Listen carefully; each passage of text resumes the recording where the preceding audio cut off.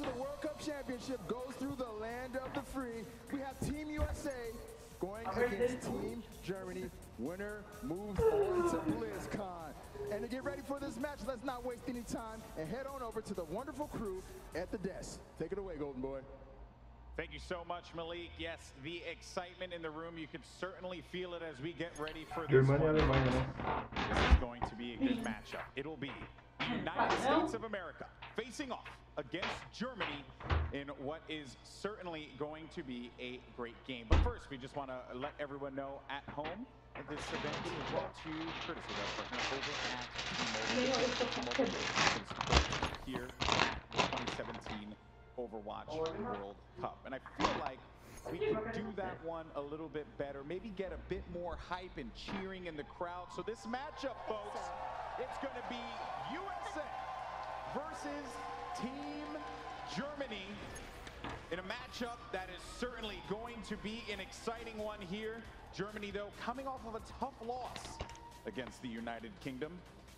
Meanwhile, for the US team, they look splendid against Chinese Taipei Reinforced. And it's not only the team that looks splendid, also Kai Kai.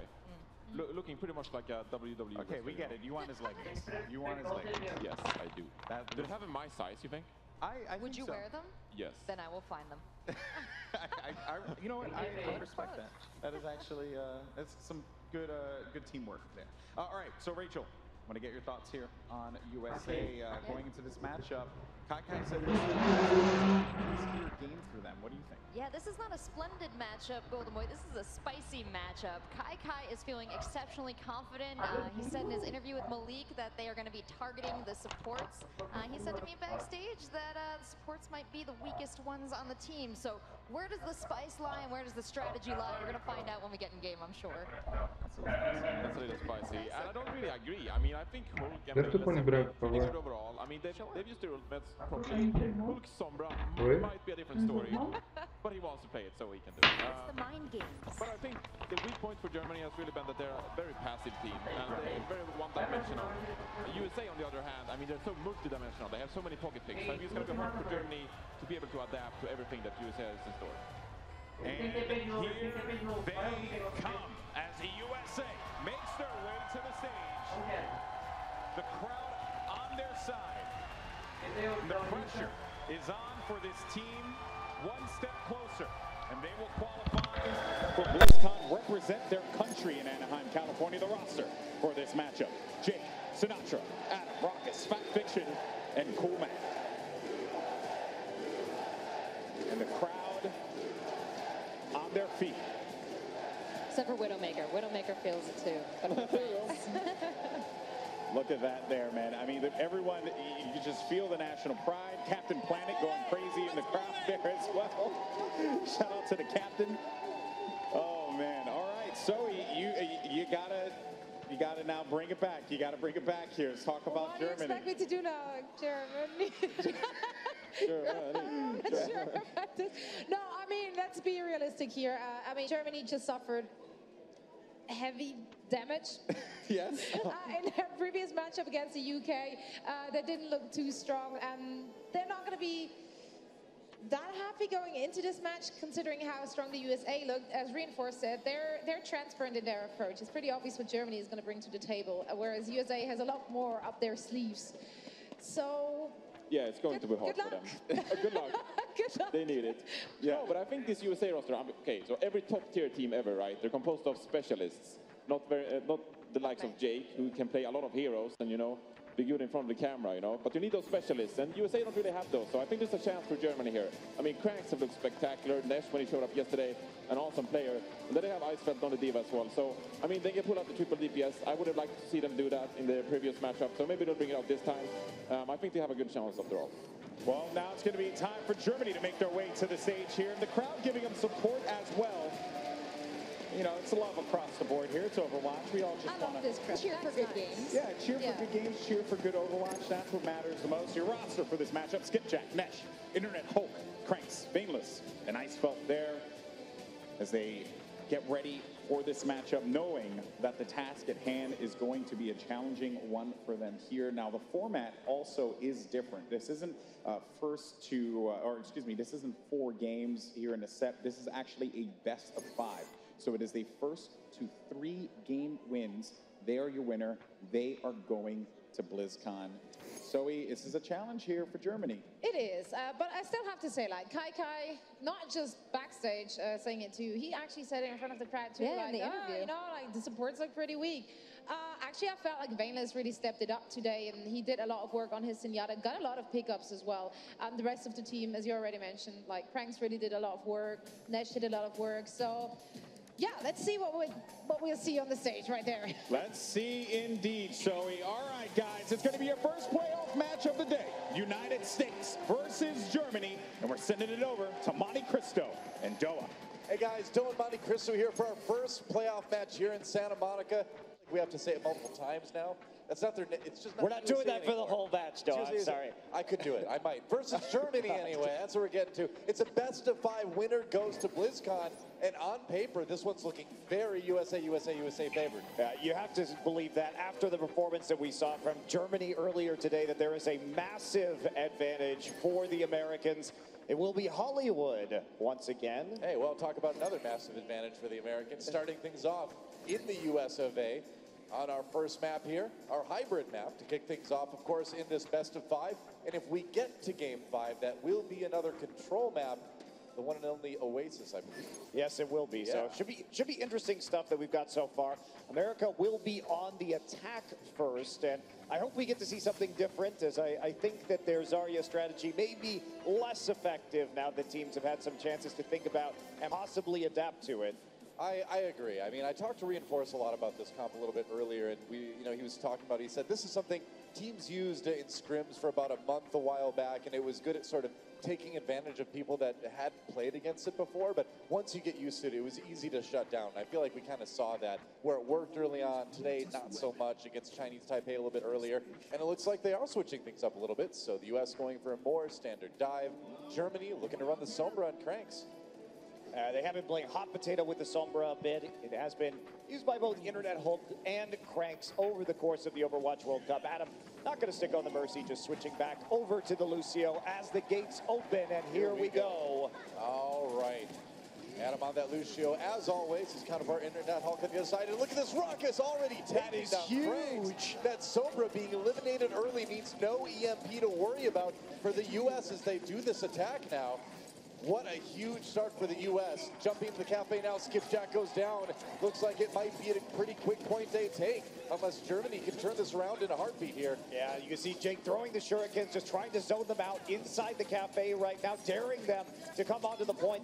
It is slowly ticking up. No members of Germany have been able to get on the point itself to stop this progress, and they're gonna have to jump down eventually. Yep, Jake just reflecting. Skipjack goes down again. Sinatra manages to pop Icefeld out of the Diva suit. They've nearly got point A already, and the U.S. just dominating Germany early on here on Hollywood. Really fast take, 5.5 minutes going into point B. Yeah, they punished them to Sinatra dropping the pulse bomb and just trying to zone them out of coming onto the point from the second level of Cafe after they had all respawned and regrouped. Yeah. United States not using any other ultimates, however, and they continue to make some space for the payload, pushing through all the way west through Westworld right now and into the doors. I mean, Sinatra and Jake are such a great triple or a double threat. They're so good, they're almost 3 people. Double threat for the United States. And yeah, they have been doing a good job creating a lot of space, but Germany coming back in with the EMP Transcendence comes out immediately afterwards. Ruckus wasn't caught with that Sombra ult, and that's going to give the U.S. an opportunity to come back.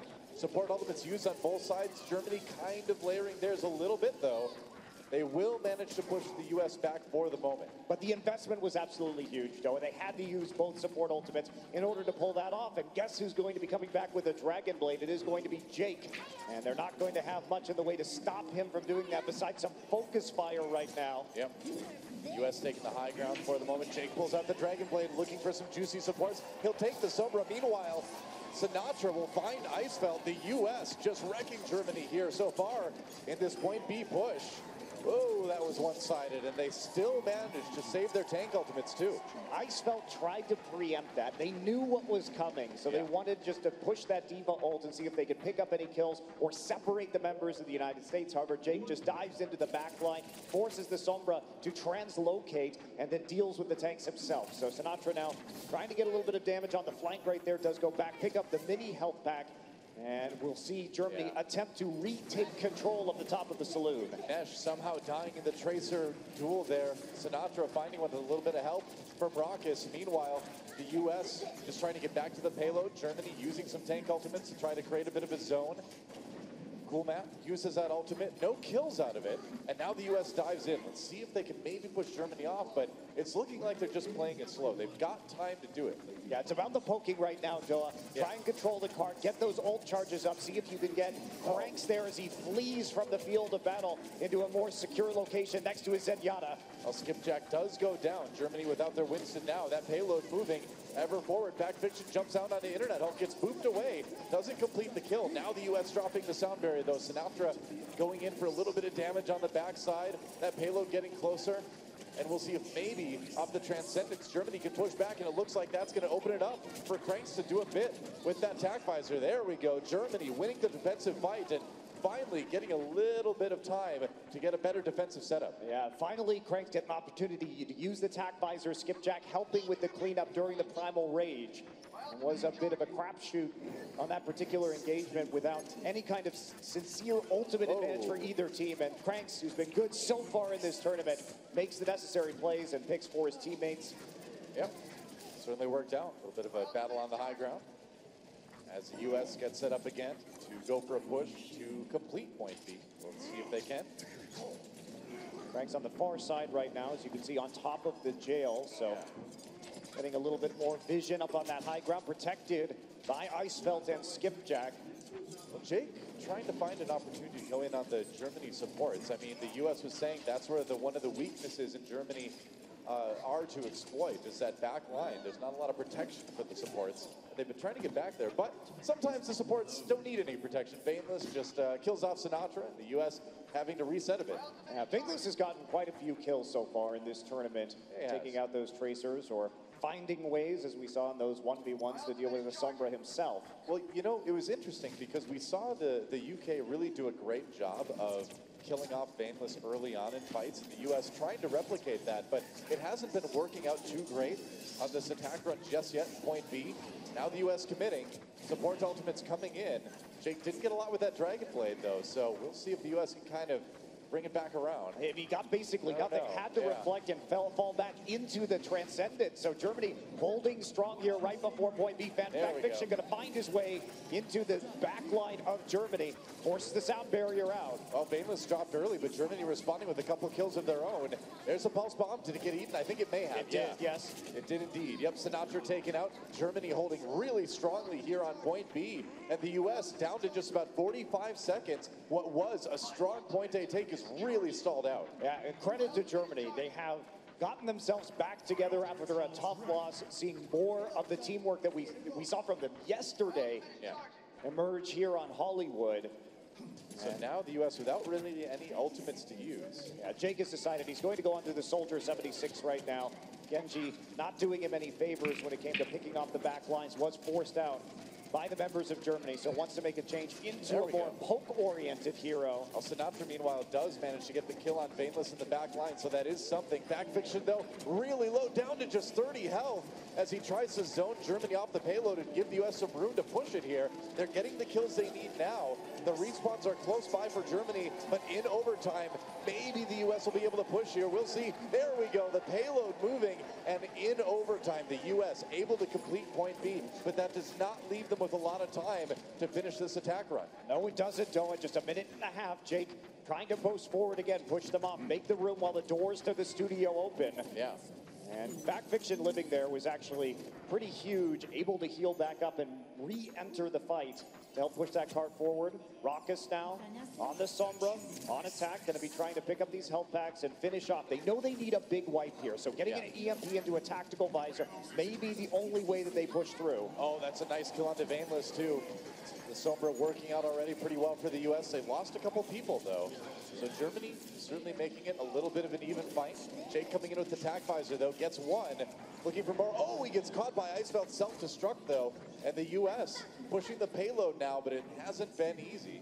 Oh, it hasn't been. Raucus is 86% of the way to his EMP, so that ultimate going to be coming out soon.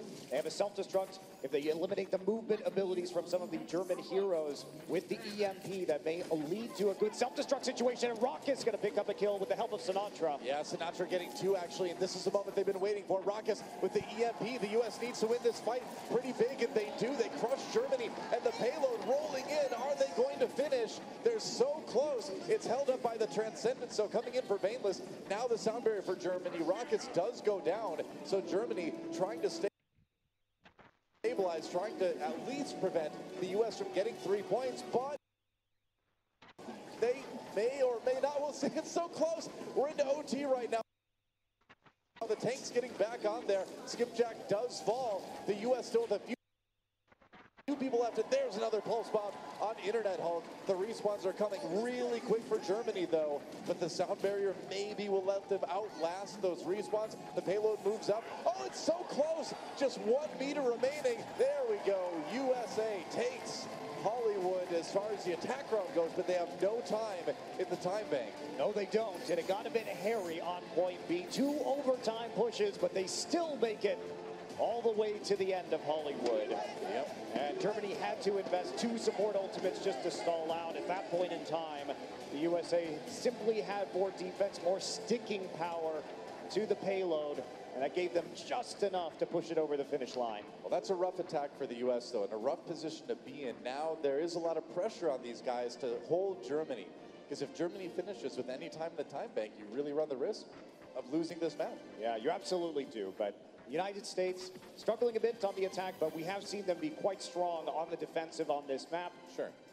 And their last match against Chinese Taipei still managed to take the victory in spite not having the strongest offensive round. Remember, they did manage to take the win in point B in that Westworld phase. So yeah, it's been a high point for them for sure. Their understanding and control over the high ground has been good. Jake has been showing up in a big way on that Soldier 76 today. Well, Germany, too, looking a bit better, I think, in this defensive round, despite giving up 3 points than they did a little bit earlier today. I think they have identified that they really need to protect their supports a little bit better, and they did that. They got Jake to switch away from Genji, which is basically the U.S. saying, hey, you know, we can't get back there and get those kills. Yeah, the German side was definitely targeting Jake in a lot of those engagements. Yeah. Skipjack in particular, dealing a lot of damage to his Genji. This might be a little bit of a sneaky play right here. Looks like we are going to see the Lucio sonar, of course, checking to see for footsteps if you can hear which heroes they are selecting in the spawn. That's right. Cranks not deciding to go with the Junkrat after all. Oh well. Next match, maybe. Here we go. Germany on the attack, going for the dive yet again. U.S.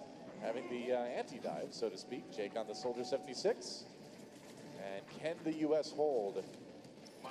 We'll find out. Cool map, peeking around the corner right there, making sure that he knows which composition they're going to use. Raucus on the high ground of the cafe, so... Vaneless got rocked pretty early there. There was a sleep dart onto one of the members of Germany as well, so the U.S. already getting a pretty crucial pick to push Germany back. Just a little bit of time as the rest of Germany going to be safe on the opposite side of the doors. With Vaneless coming back into the fold right now, they can try and get onto the high ground here of Cafe. Notice where Fact Fiction is. He's coming in for a counter dive. He's waiting for them to go up top. He was crouch walking, man. He was sneaking in there too. And Vaneless caught in the back yet again. The U.S. already with a decent start as Jake picks that one up. Fact Fiction with not much health remaining though. Nesh trying to take advantage of it. And now that he's going to have the pulse bomb, maybe he can. Sinatra, though, kills Crank. So Germany, I think, pretty wisely pulling back and saying, all right, we don't want to commit to this one fully. We've got time. Let's reset. And Raucus already with the nano boost, too. He's been doing work, especially with Fact Fiction, dropping very low. Biotic Grenade into the heels, pushes him over the top when it comes to getting his ultimate online in the United States. Looking to use that nano boost probably on Fact Fiction here. I would imagine. And Nash trying to zone Sinatra a little bit. Sinatra getting pretty low before he recalls. Oh, but now they got that nano boost. And there's a sleep dart from Raucus right on the Dragon Blade of Cranks. Yeah, not going to get any slashes at all with that one. Man, Raucus really coming through with that ultimate. Oh, except Jake gets taken out in the end. So the U.S. fighting for their lives. They've got the sound barrier now. Germany being pushed back a bit. Self-destruct. Get a whole lot. And it looks like the U.S. will hold for a bit longer. Yeah, denying the ultimate from Cranks there. Yeah. Identifying that target. Cranks has had a room to go off in this tournament so far, pick up multiple kills on the Dragon Blade, but not this time. United States holds on to 3 ults. And Internet Hulk will have to be judicious with his use of the sound barrier here. Vaneless, will have the Transcendent soon. Germany has a little bit of time here. About 2 minutes remaining. See how much they want to commit. They're committing the sound barrier at least coming in. Fact Fiction right away receives the nano boost, and Vaneless goes down almost instantly. Both supports now out of the way for Team Germany, and the U.S. back to another fairly easy defense. Yeah, they don't have any damage left over, so even though Germany is still on the point, there's nothing really to finish off any of these heroes on the side of USA, and they're just going to burn through the tanks of Germany one at a time. It's kind of a matter of time here, and unfortunately for Team Germany, this is going to just delay things. Whoa, they're going to go ahead and use the Transcendence here. Fact Fiction responding with the Primal Rage, though. He's going to go ahead and keep Skipjack bottled up for the moment. Barely escaped there. Oh, no, he didn't escape. One last swipe of the paw on the way out. That did it. That was a very optimistic Transcendence from Germany. They thought with the respawn timers, they may be able just to grind the point out in the end. But as we can see, Jake here, it's really, I mean, the attack visor's fine, but it was the nano boost that we saw earlier in the fight onto Fact Fiction while everybody from Team Germany was in the close quarters of the building that tipped it in the United States' favor. Yeah. Now things are really rough for Germany. Cranks needs a big Dragon Blade. This needs to be huge. He gets Raucus. Good start for Germany. He needs more, though. Needs at least another kill or two, and he can't get it. Adam with the finishing blow there. And now Skipjack trying to roast the opposing Winston. U.S. holding on, though. Sinatra and Coolmat picking up kills, and it looks like that's going to be another hold for the U.S. Germany just trying to last on that point as long as they can, but it doesn't even look like they're getting the first tick yet. Jake has to dodge out of the way, but he still pops over the lip, and with the help of Sinatra, takes the kill on the Diva before she can resuit. Now it's desperation time. Yeah, the last of the respawns coming in for Germany. Just the supports and a DPS, but they're already down. OT ticking away, and Jake, just a celebration tac visor. Hey, even got 2 with it. Why not? And the United States takes Hollywood. And the attack, a little shaky. The defense, not so much. They were playing around the dive very well, using the nano boost on their Winston Fact Fiction to counteract when Germany came into that cafe, make sure they were dealing a lot of damage with the damage boosted Tesla cannon. Yeah, well, you know Cranks is going to come in there with that Dragon Blade, so you just set up the Winston with the nano boost, and there's not a whole lot that Genji can do. No, there's not. And Germany now with the map selection for Control. So USA finding themselves 1 game closer to making the Overwatch World Cup playoff bracket at BlizzCon. Yeah. Taking a look at Raucus here. This is a great plan, Hollywood here. Raucus, the swap to the Sombra was really smart. Ended up working perfectly. They got that EMP right away, and the U.S. just doing a great job of closing out the Hollywood attack really well, even if they did have to do it in overtime. There's also Sinatra there, too. You see that teamwork. A lot of the teams we have in the Overwatch World Cup have been full roster. Team USA is not, but you certainly could have fooled me with some of the synergy that these guys have. Absolutely. We're going to Nepal for our next map. The choice for Germany to try to tie this series up. Remember, it is a best of 5. The U.S. 2 map wins away from going to BlizzCon, but Germany with a chance to tie things up. Well, we'll see how they do. I mean, we talked a little bit earlier about Vaneless, living in some of those fights, and Germany, I think, did a pretty good job of defending him on the attack in Hollywood when the U.S. was attacking, rather. But in that defense, though, the U.S. kept jumping on Vaneless on that Zenyatta over and over again. He just kind of constantly got picked. So in this Control map now, that's what we're going to be looking at. Can U.S. continue to keep exploiting the vulnerability of the supports on Team Germany? I'm sure they have every intention of that. And looks like Jake going to be back on the Soldier. Has been seeing more success with the Soldier, I think, than any of his other heroes today. Not to say that he doesn't have a deep pool, because we've seen that. It certainly does. I think the Pharahs looked really good for him too. Obviously, the Genji is there. And we're starting things off on Village here on Nepal. US in the red, Germany in the blue. They are going to be going back to the Genji for Cranks. The United States going to be poking, as we typically see once you run through the high ground onto Village. Yep. Interesting. They're actually sending their Winston, their Tracer, on the low ground, or at least the Tracer. So Sinatra going to be going a different way, and so will Jake onto the low ground. Yeah, a little bit more protection. You still get the firing angle, but I like that. You're a little bit safer down there, soldier. As long as you don't get jumped on right away, though. Oh, yeah, it's true enough. United States still coming out ahead, though. No supports for Germany, however. Yeah, that's a problem. We kind of need that healing. No meme intended. This is going to be a big and quick wipe for the United States as they take out Germany and get the first capture on the point. All right, so control meters starting to build up a little bit early for United States. Get that control percent going. Vainless and Hulk dying instantly basically means the fight is over. You have no more sustain at that point in time. The focus fire from these professional players so good and so accurate that it's not going to, the snowball is not something that you can stop. Well, Germany trying to come in from the right side there.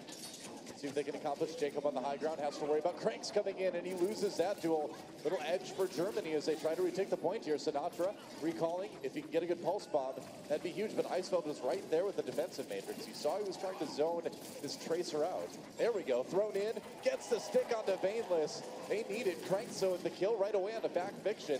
And the United States delaying, but Germany nearly has a point flip, and it looks like they're going to get it. Cranks coming up huge in that attack. Yeah, absolutely. That was all Cranks. When we have seen the big fights from Germany, typically it's been Cranks who's been carrying them. Yep. And they just force a brawl on the point, get some Genji resets, and that's it. So Cranks now with the Dragon Blade, of course, after dealing that much damage. Adam going to be sitting on the sound barrier, and that's going to go off immediately for both teams. Yeah, sound barrier in that little room, the only thing keeping the supports alive, but Jake still falls. Fact Fiction gets back in time to get a little bit of revenge on the Genji.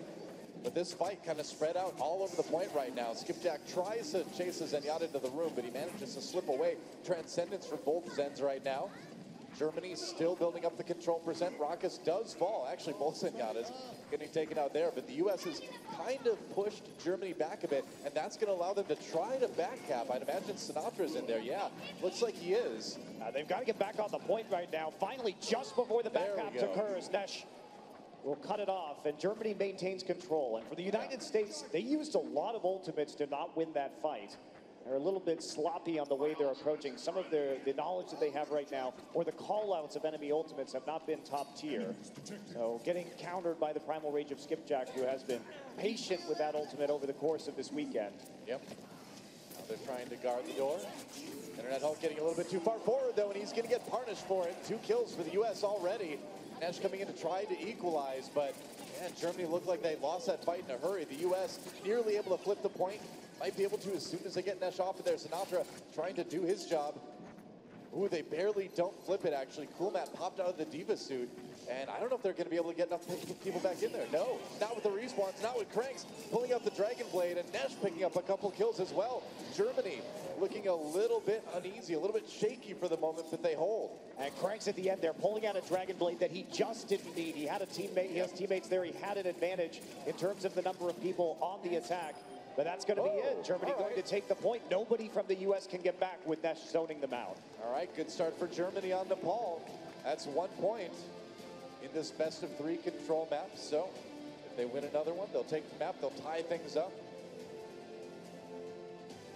This is interesting, too. We saw the United States looking a lot stronger earlier today. Yeah. Better control of their ult economy, and that push on Village was really scattered at times. They seemed to lose a lot of focus in how they were going to attack that point.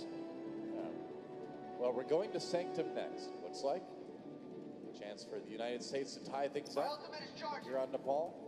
But Germany's got a game plan. I think they've kind of figured out a bit how they want to approach the U.S. And that last round looked a lot cleaner than what we saw earlier today. Absolutely. Nice to see that might be getting a closer match than anticipated. Yeah, maybe. Here we go. Fighting over the high ground, as you often see. Yeah, especially with 2 soldiers, it's going to be a bunch of tanks looking at each other while we wait for defense matrices to end. Yep, the poke is real. Ooh, and Vainless goes down to the poke early on. They actually take out Skipjack as well. It's a war of attrition, but the U.S. winning for the moment. Nesh in the back lines, and now Cranks Takes out Fact Fiction, so we are even in terms of kills so far, but Cranks will turn that around. Oh, yeah. As he picks off Sinatra, and this will be Germany capping the point on Nepal first. That's big, and now the U.S. has to get set up in a hurry because you do not want to start being trapped at spawn. Generally what teams try to do once they control the point. You can see Germany moving up a little bit on the left side. Yeah, usually when you have the soldier, you're going to play a little bit further back because you don't want to get that up close and intimate when you can use the range instead to control the choke points from afar. So Jake looking for an angle right now, but does run into Icefeld with the defensive matrix. Not able to get much damage down. Yeah, Jake's trying to get to a little bit better position. Do a little bit more damage. Had that biotic field keeping him up. You got to worry, though, about Nesh coming in from behind with that tracer. There's attack visor being used by Cranks. US just going to pull back and kind of let it happen. Yeah, they have to wait it out. Cranks going to die all the same as Sinatra. Will get him during the attack visor with the pulse bomb, and now this is Jake's opportunity. Yep, trying to dive in there. He's getting zoned pretty hard by Skipjack, though. He's got the Transcendence keeping him healthy, and the U.S. winning this fight. This is their moment to try to take back the point again, and they will. So, control percent building now for the U.S., but Germany, a great first hold, about halfway there. They're about halfway there. Skipjack didn't have time to release his primal rage and try and delay that any further, so now the U.S. will post up in the far positions and try and punish Germany on this approach. That's right. With the Soldier 76, cool Matt. Lots of delay tactics for the Team USA right now, particularly with that self-destruct. And Cranks is going to die. I think it may be time to send in the self-destruct. We'll see. Cool Matt just waiting. Such a great zoning tool there if you're going to hold the door. Hold door. If you're going to hold door, that's right, though. Oh, yeah, I know.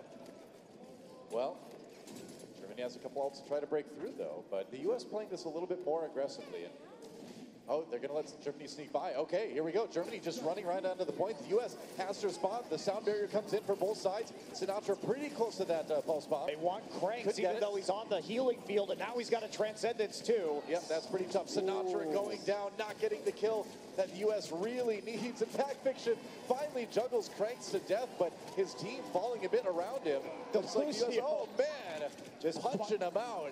That's a bold move, punching a gorilla at close range to death, but it works out for Internet Hulk. Sometimes it works. Icefeld actually got the boop as well, or got booped rather. And Germany does flip the point back. So now about halfway there, really close round here on Sanctum. And that's what I'm talking about, with the United States. They dive in there, they go so deep on the point to try and get those kills, but they don't anticipate that the Transcendence can come out. So the overcommitment, severe, instead of poking out or trying to bait out some of these ults. And now they get punished for it. The point has flipped. They're going to try and back cap it right now. Well, if they can get Icefeld out of the back, that's going to open up the attack visor. They're just going to go for it anyway. He's firing, though. Germany on the side, and Nesh a little bit low, trying to escape. Nesh taking out Adam, I believe, kind of knocked him off there. And the U.S. actually flips it back. They managed to back cap it a little bit. Now they have to hold it, though. 72% right now, losing a few people. There's the Transcendence from Germany. They need to channel that ult into more kills, though. Sound barrier for Germany. Just trying to stay on the point long enough to flip it. Sinatra nearly moved off, but he had the recall. Pulse bomb, not getting anything quite yet. Nesh, meanwhile, the opposing trades are doing quite well, and Germany looks like they should be able to grab the point again. I mean, well, maybe not. Like, it's going to go up to 99%, so yes, they will get it eventually, but they have to evict this gorilla. You know, now the respawn zone coming in for the U.S., maybe just in time to keep it going, but no, I think the U.S., yeah, they have to seek control for the moment. And they don't really have any ults to retake. It's definitely going to be 99-99 between these teams. And Germany don't ults to defend it either. Yeah. So both teams going to be playing this very cautiously. The United States going to have one push here. It comes down to this final battle. It's all about the picks. It's all about Germany defending their supports, and it's all about the U.S. trying to kill them off. See if they can do it. Jake manages to grab the high ground for a moment, not doing a ton of damage, though. The U.S. building up that control meter, trying to flip the point. We are at 99-99 right now. Bainless on the outside. Skipjack does go down. Germany sands a tank. Now sands a DPS. Transcendence comes in a little bit low for the Zenyatta, or a little bit late, rather. Sound barrier for the U.S., though, as they try to fight back. Internet Hulk looking for those boosts, but he can't find it. There's the self-destruct. It does catch Adam, but the U.S. with the advantage on the point for the moment. Icefeld popped out. There's the take again, and the U.S. will get it. Can they get it through overtime? They can. The United States ties it up on Nepal. That was very close. So close. And Jake got the tack visor at the right time to make sure that they could cap that point. Both support ults coming in late, but they were effective for the USA. I feel like on the Germany side, Vainless was a little bit late on that Transcendence. That ended up costing them a bit too. I think he had to wait to get it. I mean, we started that fight with no ultimates, so tough situation for both teams, trying to build up those meters as fast as they are able to make the big play. This time it goes to United States, but barely squeaking by. And now it comes down to this. Control will be taken here on Shrine. Well, the U.S. barely squeaking by in their match against Chinese Taipei a little bit earlier today. They've at least gotten themselves a chance to do the same against Germany here on Nepal. Germany, though, in a good spot to tie up this series with a win here. And we're on to Shrine. And Jake now back on the Genji, same for Cranks. So a lot of dive here as the poking begins. The dance around the central pillar.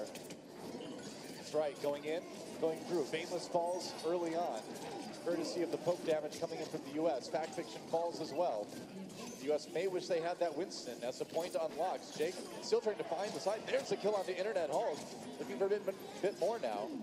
But Germany coming out ahead in this fight. I mean, these dives from the United States are a little bit preemptive and a little bit too deep. I mean, when we see the Lucio diving into the back line to kill the enemy Zenyatta, yeah, you can get that, but your positioning isn't exactly optimal, and you can just be surrounded and eliminated, and that's what Germany's doing. They're waiting for these engages from the United States, and that aggression is now being punished very well, and Germany going to start building up the control percent first. Well, Fact Fiction specifically has been dying fairly early in a lot of these fights, so some of that coordination does seem to be a bit lacking on the U.S. side.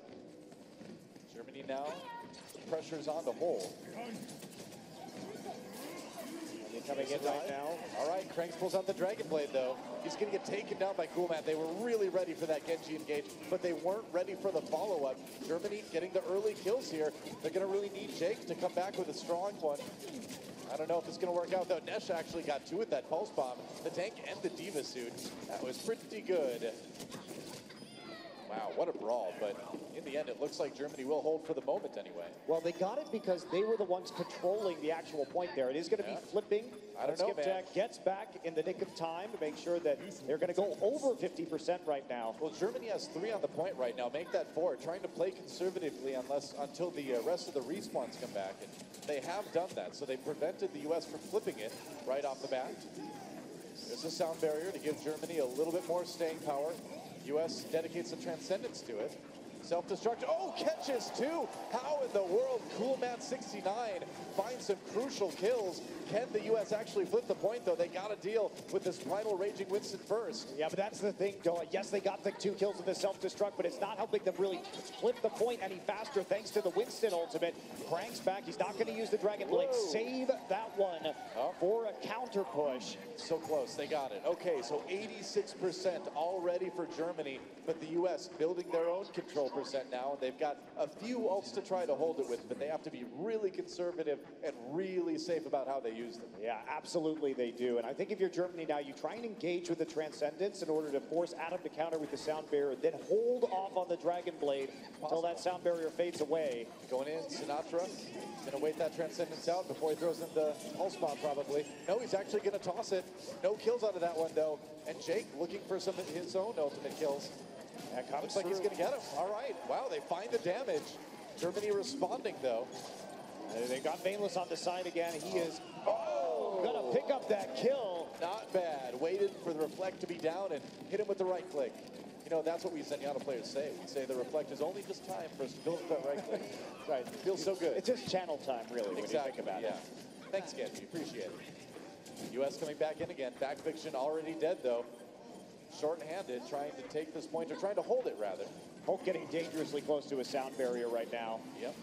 Rockus does have the Transcendence. Ooh, skipjack falling is actually a big deal for the U.S.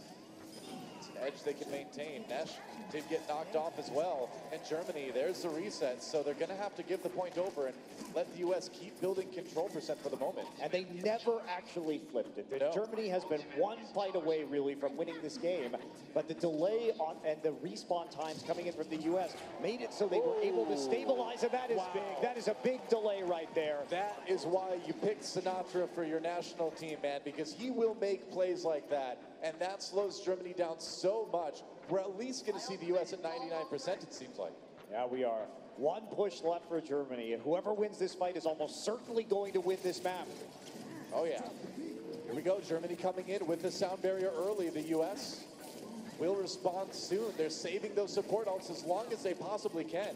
Sinatra's still healthy on the outside, as you can see, and we're in to overtime now. Zen's popping their Transcendence. Jake waiting it out. The Dragon Blade's going to come in just a moment. There it is, looking for the opposing. Oh, he just taken out, though. Eisfeld comes in with the charge. He was trying to cut down the other Genji. And Germany winning this fight, they're going to flip the point, and I think we're going for another 99-99 battle. If they can even get back to the point in time, Doa Adam is there, but he's going to have to use his sound barrier even to just hold on to it for a few seconds. He's making the beeline in. Where's the sound barrier? Does he have time to get it? Oh, he got knocked back by the charge from Diva. Sombra coming in. Jake is there. We're into OT. Crank's still getting both of those kills. And with the reinforcements streaming in for the U.S., I don't know if they're going to be able to take it. It's not going to be easy, although Painless does go down. Backfiction trying to stay alive on the side here. Down to no health. There's the sound barrier. Got it just in time to stay up for the moment, but Cranks comes in and gets the kill. Still in OT. They're still working on this. Germany with a slight advantage at the moment, but no ultimates available. It is just a pure brawl. There's a Transcendence. And that's a big ultimate for the U.S. to get. Now Eisfeld popped out of the Diva suit. This is the moment, perhaps, for the U.S. to flip the point. The reinforcement's still going to come in from Germany, though. But Nesh is dead. That's one DPS down. And now Jake's back up with another Dragon Blade. Cranks did kill off the Diva, though. Rockus getting one. It's still such a fight between these two teams. Jake really trying to take Internet Hulk. He gets him, and the U.S. slips the point. OT takes away, and somehow, some way, the U.S. will take Nepal. Barely, Doa, by the skin of their teeth. It really could not have been much closer than that, could it? No, it couldn't have. That looked grim at the end, but Jake getting back and touching the point kept things alive. What a heartbreaker for Germany. But again, since we've got 2 maps down, some time to regroup for them, we're going to send it to the desk to break down the early maps. Unbelievable. USA managed to make it happen. Hello, everyone. Welcome back to the desk. I feel a little national pride here. You know, a little bit of freedom right here. Feels good. You know, huge shout out to Jason Kaplan for this bad boy. No red, but it's okay. We'll make it work. In any case, guys, wow, what a game. Reinforcement, to start with you. I mean, I just want to talk about that team fight. That was insane. Do. That was so back and forth. But we're going to talk about Germany's Sombra usage on Hollywood. We're going to go into our replay and see quickly what they did. But I mean, that Nepal game, I mean, it basically just ruined my replay entirely, right? We don't want to talk about Hollywood. We want to talk about that insane comeback from Jake on Genji. Yeah. And Rocky's on with the Transcendence. That was insane. That was incredible. Let's go ahead and take a look at the highlight here once it gets ready and guide us through some of your major takeaways from the Hollywood game. So I want to talk about Germany's Sombra usage here. They like to engage with the Translocator. And we're going to see Cranks here with the Sombra. And he's coming in here and he's using the Translocator, right? But it's so easy to spot for America. So when he's coming in and using the EMP, and we can play the clip, and we can see it, but Rockus responds with the Transcendence because he has time to see that Translocator coming out. Yeah. And it's so predictable to counter this Sombra usage from Germany. So I want to see them maybe engage with the stealth ability a bit more, maybe less Translocator. But I think it can work. It was definitely telegraphed, right? Yes. It was just like, hey, I'm coming. And, you know, that ended up happening there. But in any case, so, guys, we're going to break down some more in just a little bit. But for now, though, Malik's over at the stage. What you have from you, my man? A whole lot. Everybody's super hype here. I want to take the time to thank you guys again for joining us for our very last day of the Overwatch World Cup group stage. There's no better way to finish this than here at home. We've been all across the world, but we're finishing here at home. I also want to take a second to say that I think it's really cool that despite all the craziness that is going on all over the globe, that we are all here today, united, a diverse crowd, all enjoying some Overwatch action. That is what Overwatch is about. That's what it's about. Now, if you guys didn't know, this next match is a best of 5. We are one match away, Team USA that is, one match away from moving on to BlizzCon. But Germany's putting up a hell of a fight. They put up a hell of a fight. So with that, since this crowd has been so great, I'm gonna go ahead and give out some swag. And go ahead and send things back to, oh, the crowd loved that. They love that. I'm gonna go ahead and send things back to the desk though. Go ahead and take it away, Golden Boy. Thank you so much. And all right, Malik, have fun. Don't get, it's an aggressive crowd, okay? So they're really gonna want the free stuff, man. So just be careful. We need you. The streets is real. The streets is real out there.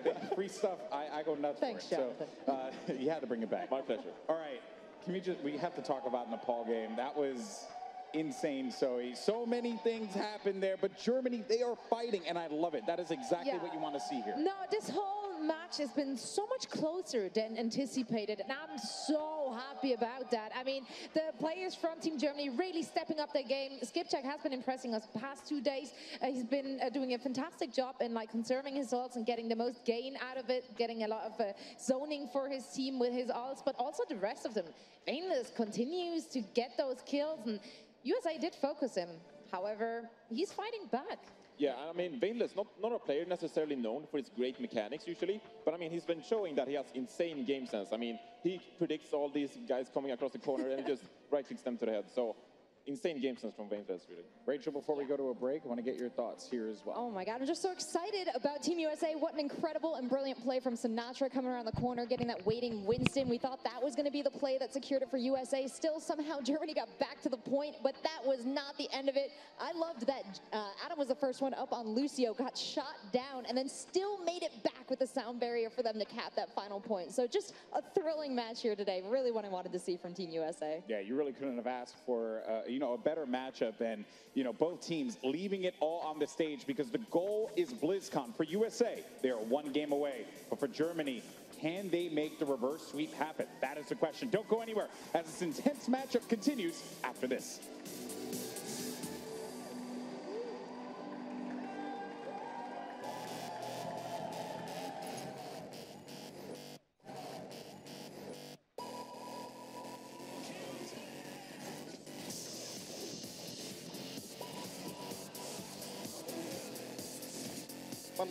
Monkey burn. No healers, no healers. Burning monkey. I have primal coming up. They're dashed, I'm committing. I'm dead. Lucio one. Dead. The Overwatch World Cup is brought to you by Omen by HP, T-Mobile, and Blizzard Entertainment.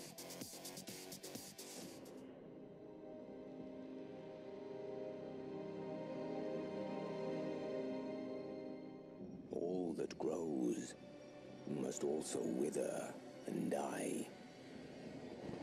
What dies and rots will then nourish the living. This is the great cycle of being, and we, the priests of Rathma, use our dark art to protect it. Though most do not understand us, we go where we are needed. My master has learned that a star fell in the west, drawing the dead from their graves. He commands me to journey to Tristram and return them to their rest. For if the cycle is not upheld, it would mean the end of all things.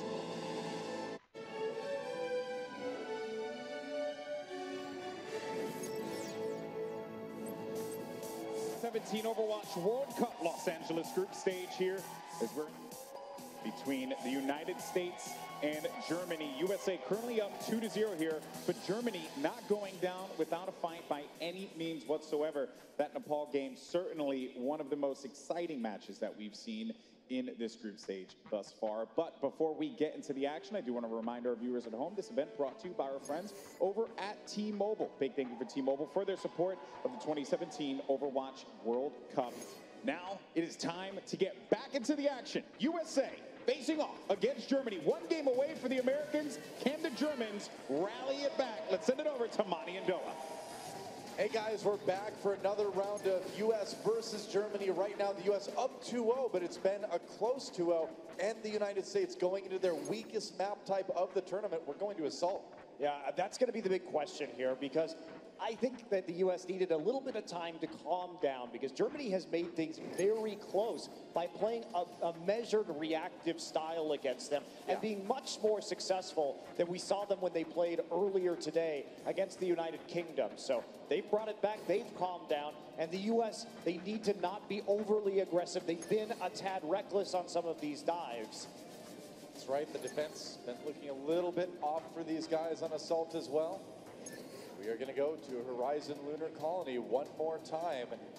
That jar of peanut butter we saw in the earlier match, it's still going. It's got another, 149 and 364.5 days until it gets to the sun. Now that's what happens when you throw it off the moon. Yep. And straight into the sun.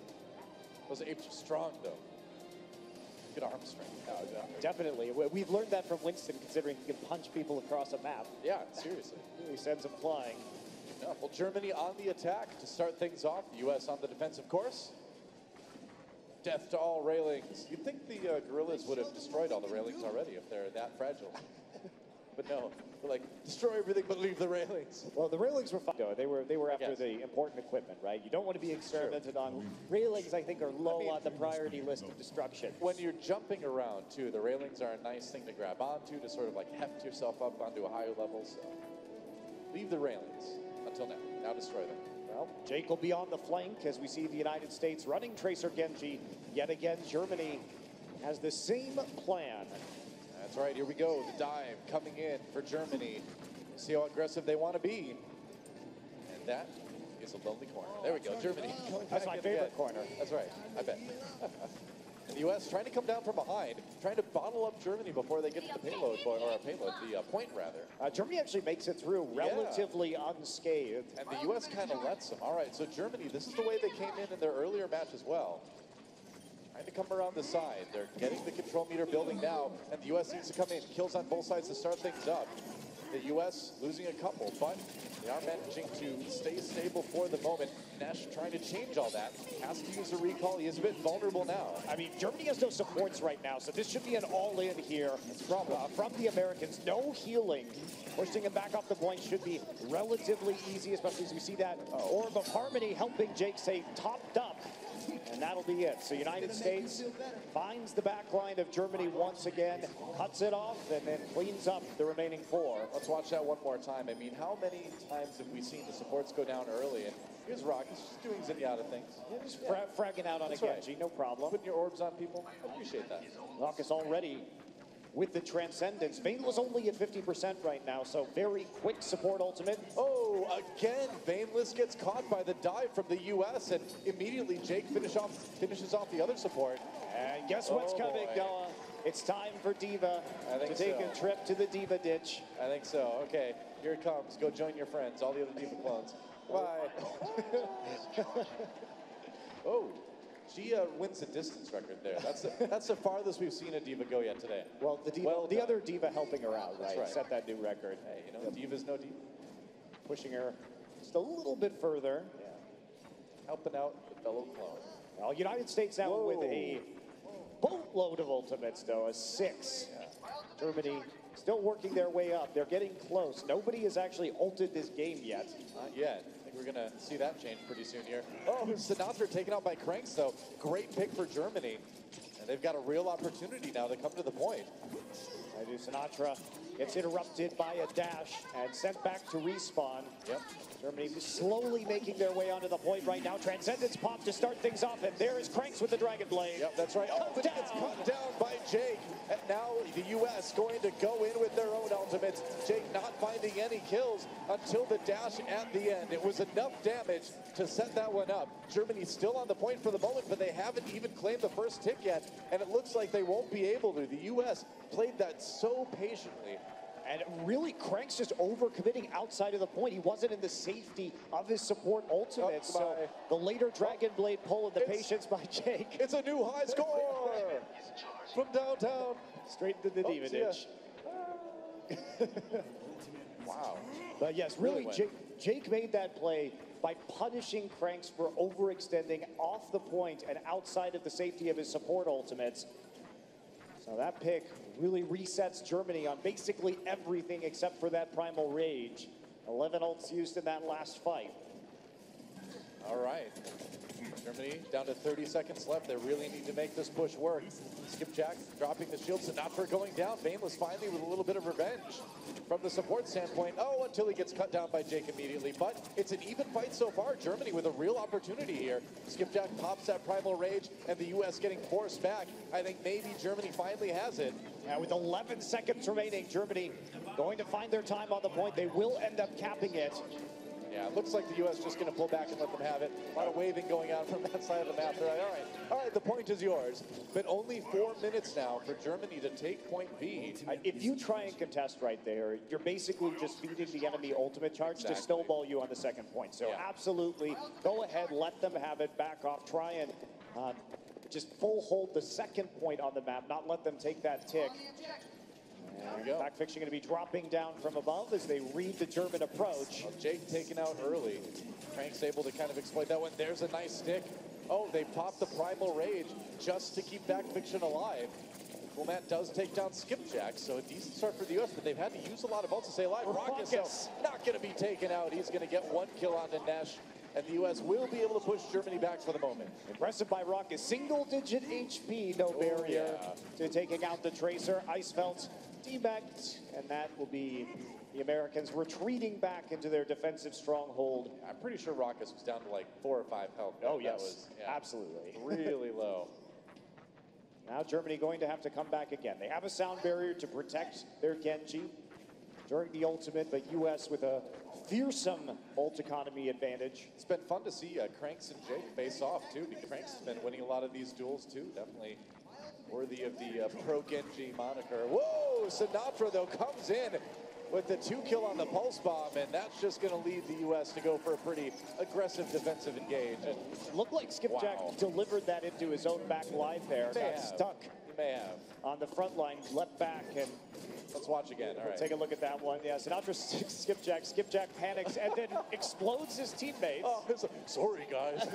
How embarrassing. That's awkward, man. Oh, well. All right, Germany. So it's one of those times where you hit shift and then you realize that you can't stop moving towards your teammates and you get really sad. That's right, yep. Backfiction does go down. Icefeld picking up one with the self-destruct as the U.S. tries to sail out. There we go. Cool Matt 69 getting a couple with his own self-destruct, and I guess this push is over. Uh-oh, Icefeld held out. This is an easy mode. This is hard mode. They're just waiting as long as they can. Yep. Double orbs. Oh, the orb. The orb keeps him alive. Icefeld does get back up to 90%. Question will be if he wants to go back to the spawn or is he simply going to wait for it. I'd say he's going to change to a soldier. So neither, in fact, with that answer. Throwing us a curveball. All right, here we go. Soldier now. One more DPS added on for Germany. See if the U.S. gets surprised by it. Doesn't look like it. The poke coming in from Germany up on the high ground here.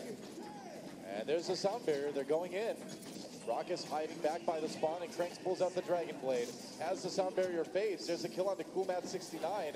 Looking for another support. Gonna take Sinatra instead. That's not bad. And Cranks really carrying his team right here. That control meter might actually start building for Germany here. Yeah, they're getting a little bit, but they're not up to that first tick quite yet. Now they're going to get over to it, but they've got to deal with Jake and a Dragon Blade on the other side. He's going to pick up one before Skipjack takes him down in the Primal Rage. Germany with a really good opportunity now. They just need to handle the respawns, but Icefeld falling is not going to do them any favors here. The United States coming back with the defending respawns here, and it looks like they're going to be able to push Germany back again, but it was about 42%. 42.3% to be specific for Germany, so they got the first tick. So that's something at least, but now they only have 25 seconds left. That may be all they get. I like the strategy there from Germany, coming in, knowing that they had the sound barrier and the Dragon Blade available. They switch Icefeld over to the Soldier because they know triple DPS is going to have the tankiness when you consider the sound barrier there. But that tool no longer in their toolbox, so they're going to have to reevaluate. Icefeld is going to have a very good tack visor, but Coolmat has been great at shutting DPS down this tournament. That's right, the U.S. falling back. They got to play this one safely. Icefeld Just getting some shots off. Oh, he nearly takes on Backfiction. Can't quite finish him off, though. There's a Primal Rage. We're into overtime right now. Rockets comes in for the sick, bloodthirsty support kill. And the U.S. with that sound barrier should have enough to hold Germany right here. Looks like they will. Overtime ticking down, and it looks like Germany is going to have to be satisfied with 42.3%. The U.S., all they need to do is take that amount on point B, and they will go to BlizzCon. And that seems like a very doable thing for the United States. Question is whether we're going to see more Pharah and Mercy, a rarity on point A attack on Horizon, but it has been something that this American team has favored this weekend. That's worked really well for them so far. A lot of teams have been having a hard time. I love the 11-1, so it's good. This is the map they lost. It is. The only map they've lost in this tournament, even though they came precariously close on Nepal. True enough. Choices need to be made. Do they go with what's been working? I think maybe you start off with it. Give it a shot anyway. I don't know if I would qualify it as working, considering they lost it today, but... I mean, they've been able to take point A at least. Yeah, they have been. Yeah. It has been somewhat shaky, but jadedly it works. It did not work earlier. I'm only talking about point A here, right? All right, so Germany, they have to hold the U.S. to less than 42.3% on point B if they want to stay alive in this series and keep alive their hopes to go to BlizzCon as well. Germany was knocked out in group stages last year, and they don't want to repeat that result. Jake on the Pharah. There it is. Telegraphing that early. Nesh on the Widowmaker. Interesting. Moving away from the Tracer, and that's going to be... The intent is going to be to deal with the Mercy. Yeah. With Nash and see if he can pick off the support early on, and therefore it'll be much easier to deal with the Pharah, but it does leave them with Veinless, of course, on the Zenyatta, trying to get that Orb of Discord onto the aerial target. So Germany looks very ready to deal with this. Internet Hulk back on the Sombra again. And here we go. The U.S. coming in with their tried and true pharmacy. Well, tried at least pharmacy. And they're going to turn it right around. They see the Widowmaker, they're like, nope, we're done here. Yep. But, though, the advantage of this, now you switch to Genji. Yeah, there you go. And you get in the face of Nesh. Yep. A little bit of damage down on the cool man. He's just going back to heal up right now. He will not be switching over. So Brockus will be trying to match snipe for snipe and get that nano boost up. So they have a chance to really clear that point with a nano boosted Dragon Blade. Backfiction diving into the room, kind of forcing Germany back a little bit. He's got the healers there to support him. Yeah, I like this. Jake does get taken out. Yeah, Ruckus found pretty quickly. So there we go. I was going to say, I like this from the United States. You want to make these adjustments very fast. In fact, Fiction going to... Oh, embarrassing. Wow. Good distance on that Winston, too. Well, it's pretty good when you can actually just leap off into the low grab, right? I'm going after the peanut butter. Don't try to stop me. All right, going back with Nesh with the cleanup of this fight. Nice shot doing the damage to Jake to set up the kill. Then a couple sick snipes on the supports. I'm not sure about that. Jake should have called in Cool Matt to actually help him out on the high ground. Him just walking around alone wasn't putting much pressure down. So they're going to change now, run over to the left-hand side and move as an entire unit. That's right. Here they go. Past the hydroponic station. Zoning out. With the sleep dart right there, not going to find a target, but Jake does find Veinless. So Veinless does get picked. There's the EMP. Internet coming in, though. Backfiction drops immediately. Germany following up on that ultimate from Sombra really well. Coolman given the nano boost. He's going to go in with fairly low health, but he's got Rockets behind him, healing him up. Jake, though, does go down. He actually died to the Venom Mine from Nesh. That's not a common sight here in Overwatch. You don't see that icon too much. Meanwhile, though, Coolman69 still on the point right now. They've got to deal with Crank. Can't quite do it. There's the self-destruct, trying to delay long enough for his team to get back and keep that control meter building. Skipjack in the Primal Rage, though, is going to be hard to dislodge. And now that Icefeld is back, U.S. is going to kind of struggle a bit. Yeah, I think they may reset, trying to keep it going for just a moment. They don't want to lose that progress. They're going to dedicate the sound barrier to this as well. And as Winston's ult ends, there's the opportunity. Jake coming in, and he's got the Dragon Blade. He may not not even needed, though. That sound barrier proving highly useful for the United States. Adam timing it right as everybody's sprinting back to the point. Really they dive in initiative, just right off the bat into the back of the point and get the kill. So nice job by the U.S. knowing exactly where the members of the team were to make that very aggressive and sudden engage happen. That's right. The U.S. now, you can see it, that little yellow triangle on the control meter. All they need to get to punch their ticket to BlizzCon. Jake will fall early on, so it looks like it's going to take a bit of time. There's the EMP as well. Germany, though, not really getting too aggressive with the attack after that. I think maybe we might see Internet Hulk change over. No, he's sticking with the Sober for the moment.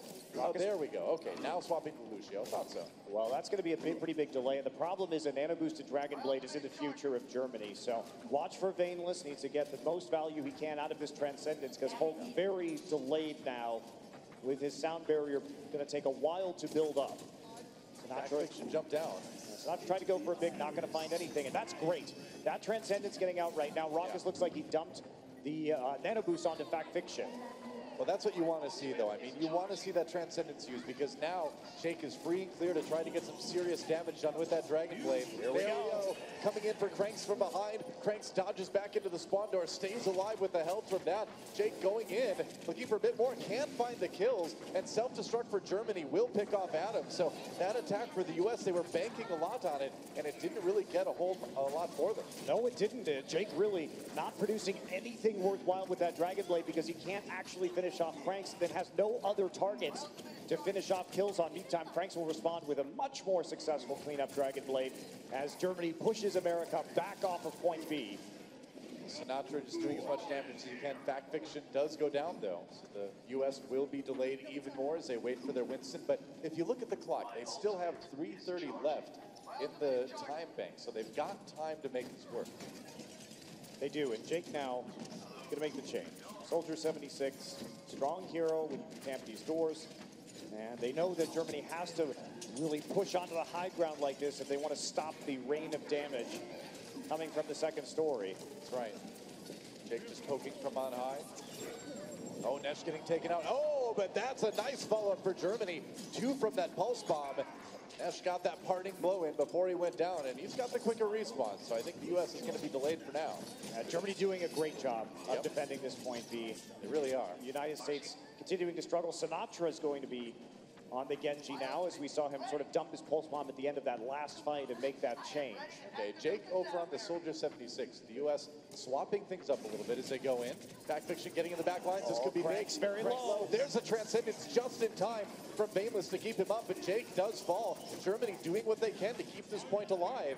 And Skipjack with 2 kills there. Looks like he's going to be able to do it. The U.S. stuffed again. Well, Cranks didn't need to use that Dragon Blade at the end of the point, though.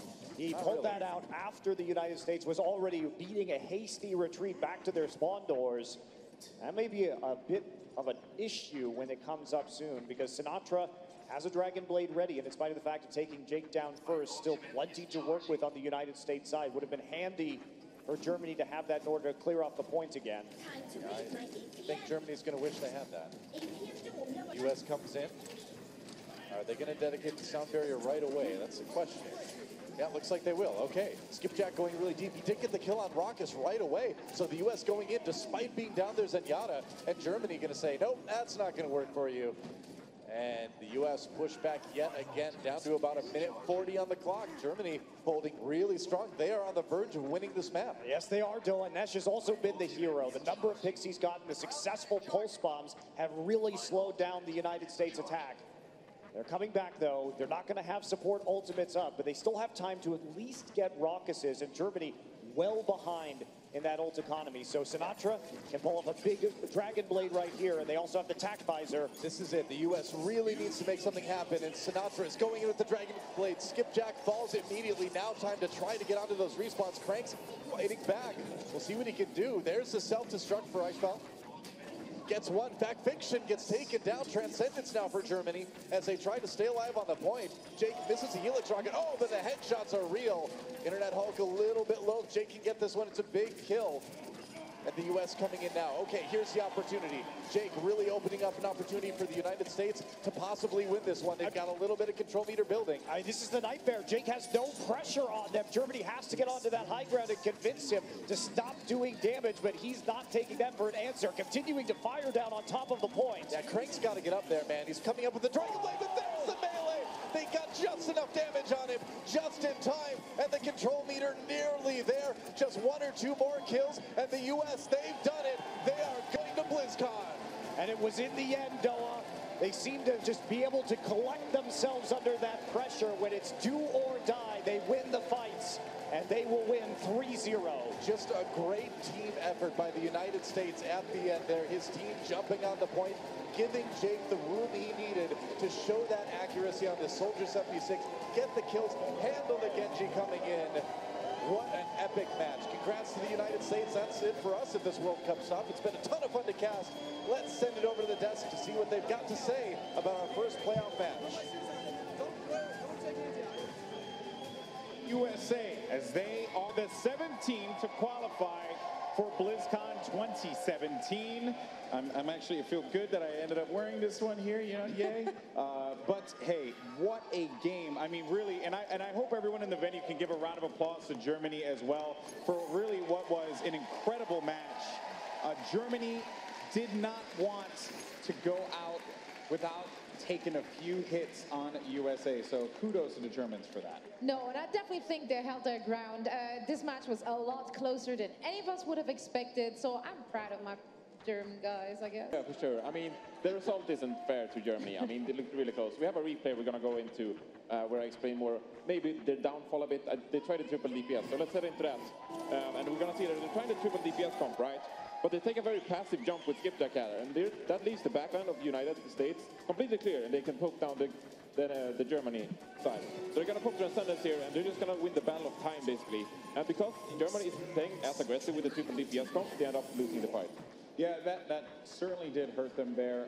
But I will have to say, there were some really, on the USA side, there were some really clever plays at the end there as well. Like, they knew exactly what their ult economy was looking like and what the German ult economy was looking like too, and that played, I feel like in some respects, Seltzer, it played into their hand, and that's why they were able to get that victory. Absolutely. You saw that second to last fight there, USA retreating with 4 ultimates up, and then you look over and Jake is on 76. He's got that high ground, and that's the moment you kind of know it's over. You pointed out one of his brilliant plays there too, with his bionic healing, throwing it down onto the point, keeping his team alive. It was either a great play or a terrible mistake. Or a miss. I thought it was genius. Or an amazing mistake. Well, a great play or amazing mistake, one or the other. But yeah, little details like that. And they did exactly what they were gonna, what they said they were gonna do, which is take out Internet Hulk on Lucio. Every time he spawned, they targeted him, they took him down, and without that healing, I think they made Germany a much softer target. Yeah, it forced, Vainless to step up, which he did. So you do got to give credit there as well. And Internet Hope really did rally the troops as best he possibly could. So once again, the credit goes to Germany for really making this one a much closer game. The score line is not the whole story, Reinforced. Yes, exactly. I mean, I don't think Germany can be sad about the showing they did here. I mean, they really played their hearts out. And they're probably the best team against USA, if anyone here. Yeah, and so we want to get your final thoughts here on that game. I mean, you've been picking everyone other than USA, but now is your opportunity. The stage is yours. What do you think about this USA team? USA no, I just want to get your thoughts. We're just peer pressuring you, between Alex and I. No, I'm not doing it. Not for you, not for the crowd. But, no, I mean, honestly, I wanna see good Overwatch, and that's what I'm getting here. So I'm excited with whoever is winning, as long as I saw good games. Yeah, you know what? That was a very diplomatic response, and I give you a lot of respect for that. Way to go. All right, guys. Well, that is going to do it for us here. The United States have qualified for BlizzCon 2017, but there is one more spot remaining. It's going to be the United Kingdom's turn to take the stage against Chinese Taipei, a match you do not want to miss, and we'll see you in just a few.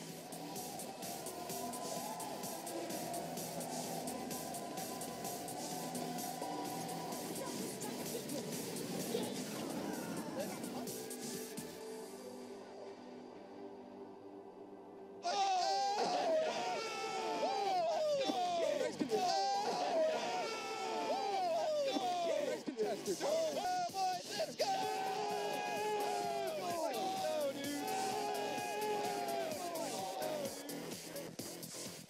The Overwatch World Cup is brought to you by Omen by HP, T-Mobile, and Blizzard Entertainment. If you want to stay on top of your game, then you need T-Mobile, America's best unlimited network. We've doubled our coverage, so you can stream the Overwatch World Cup where you are. Now share every epic team res and victory in more places than ever before. That's another reason why T-Mobile is America's best unlimited network.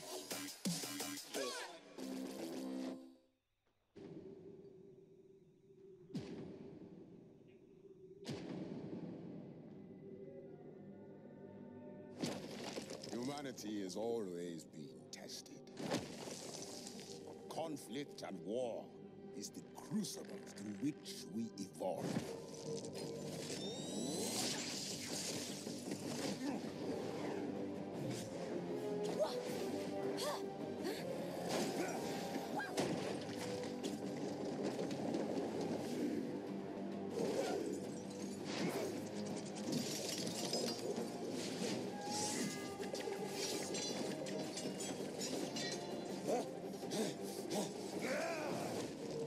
Every battle makes us stronger.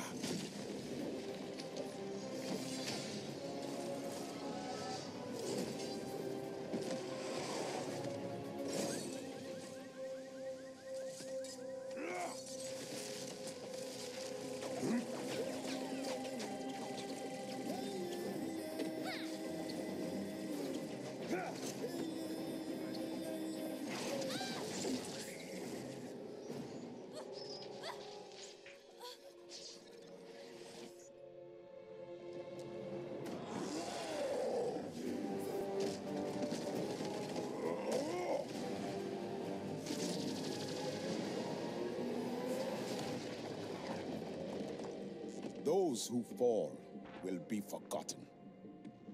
Those who rise up, their names will be remembered forever.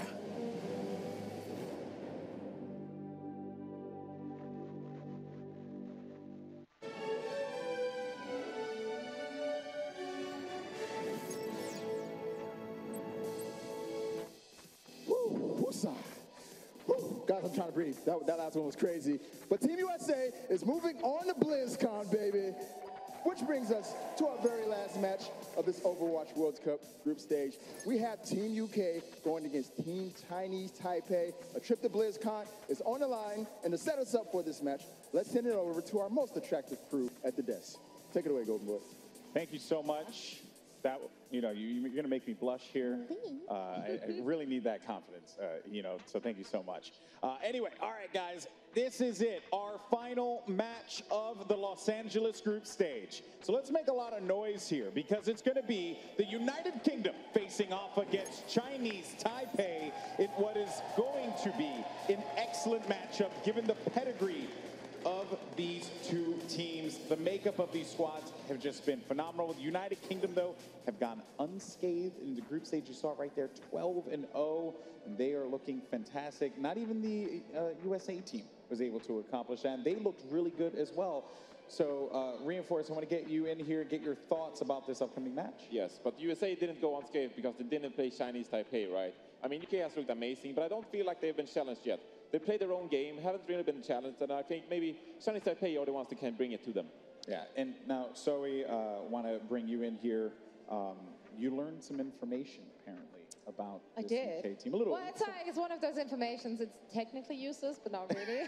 So lay it on me, girl. I heard that actually right after the group stage games were over, the USA did go off and scrim with the UK, helping them to win against Chinese Taipei. Ooh. So let's see. I mean, nice move. Nice moves. A nice move. I like that. I respect that. No, I actually, hey, right, I think the United States team has some respect for UK, despite the trash talk. Yeah, but that went both ways, right? It truly did. Maybe they really want to face off against each other, so maybe they get their chance at BlizzCon if they help their UK brothers out here. Very true. Reinforced. Yeah, it kind of went out the window when they didn't face each other. So Kaka was like, "Oh, I got a trash talk internet talk instead. Gotta do it all again." Oh, you're just too much. All right. Well, Zoe, any more takeaways here for this UK team? Oh, definitely. I mean, Chinese Taipei, they were too reluctant and passive, and UK showed up with exactly the opposite. They're overly cocky and aggressive in their play style. So that's going to be an interesting match. And now making their way to the stage with the Union Jack there, you know, red, white, and blue as well. You got Team UK, the United Kingdom. And this is, again, a very confident team. You cannot ignore that. And all the videos and all the interviews, everything that they say is just full of confidence. You have Christopher, Mikey A, Cruz, Reels X, Boombox, and Smex. Can't forget the X. This is a great roster. But on the other side there, Rachel, you got Chinese Taipei. This team, a full squad, and they are a very dominant team in the OPC region. They are a very dominant team known as Flash Wolves, a full team of 6 outside of the Overwatch World Cup. But the other important factor here is, as much as UK is cocky, Chinese Taipei is cautiously optimistic, I think is the adjective we wrote down for them. They're very confident in their skills. They were told that if they came here and they played the Overwatch they're used to playing, that they would win. But I don't know if that's going to be enough against this UK team. They've been doing super, super well here. We've seen great stuff from Zonda, his deep, deep hero pool. Jongi on the Winston has been incredible. If these guys can pull it together here for one last push, Chinese Taipei is going to rock it. Yeah. That's the hope there. Reinforced? The hope, yes. I mean, it's hard, like, when you go into a tournament and you're the favorite to go out. I mean, this is a full team, as we said. They're really strong, right? So you go into this tournament and you're thinking to yourself, oh, we got to show off, we got to win. And maybe you're feeling the stage pressure a bit here, you know, choking a bit versus USA, maybe, we'll see. But I think they're kind of one-dimensional. Bacon Jack, certainly the star player of this team, but USA shut him down real good. And I think UK will do the same. So unless Zonda turns up on, like, the Soldier, I don't think they stand a chance with this UK team. Well, you know what? They feel like they have a chance as they make their way out here. This team, let's not take anything away from them. Reinforce maybe a negative Nancy. I'm kidding. But no, I do. Perfectionist. Yeah, you are a perfectionist. As Jongi, K-Momo, Bacon Jack, Sinkler, Zonda, and Realman. And one thing I do want to mention, and I do agree with you in certain aspects of that, because they were overly passive in their match against USA. And that, when you are playing that passive, especially in the dive meta and the way things have shaped out, you can get yourself packing pretty soon. Well, it's hard to take initiative, right? Who's going to make that call? I mean, they need a decisive leader in that squad who's going to make that call. And I hope they show up for this match, because it is a really talented squad, and it'd be a shame if they missed out. This is their last chance to be aggressive. If they don't do it now, when are they going to do it? Now or never. Zoe, final thoughts? Well, let's do this. I'm ready for this game. I'm hyped. Yeah. I want to see what those guys bring to the table. I couldn't agree more. This matchup is going to be incredible, folks. Chinese Taipei versus the United Kingdom, our last match of the Los Angeles group stage. And let's send it over to ZP and Hexagrams. Thank you, Golden Boy. I'm ZP, rejoined here once more by Hex, and the final match of the day is upon us.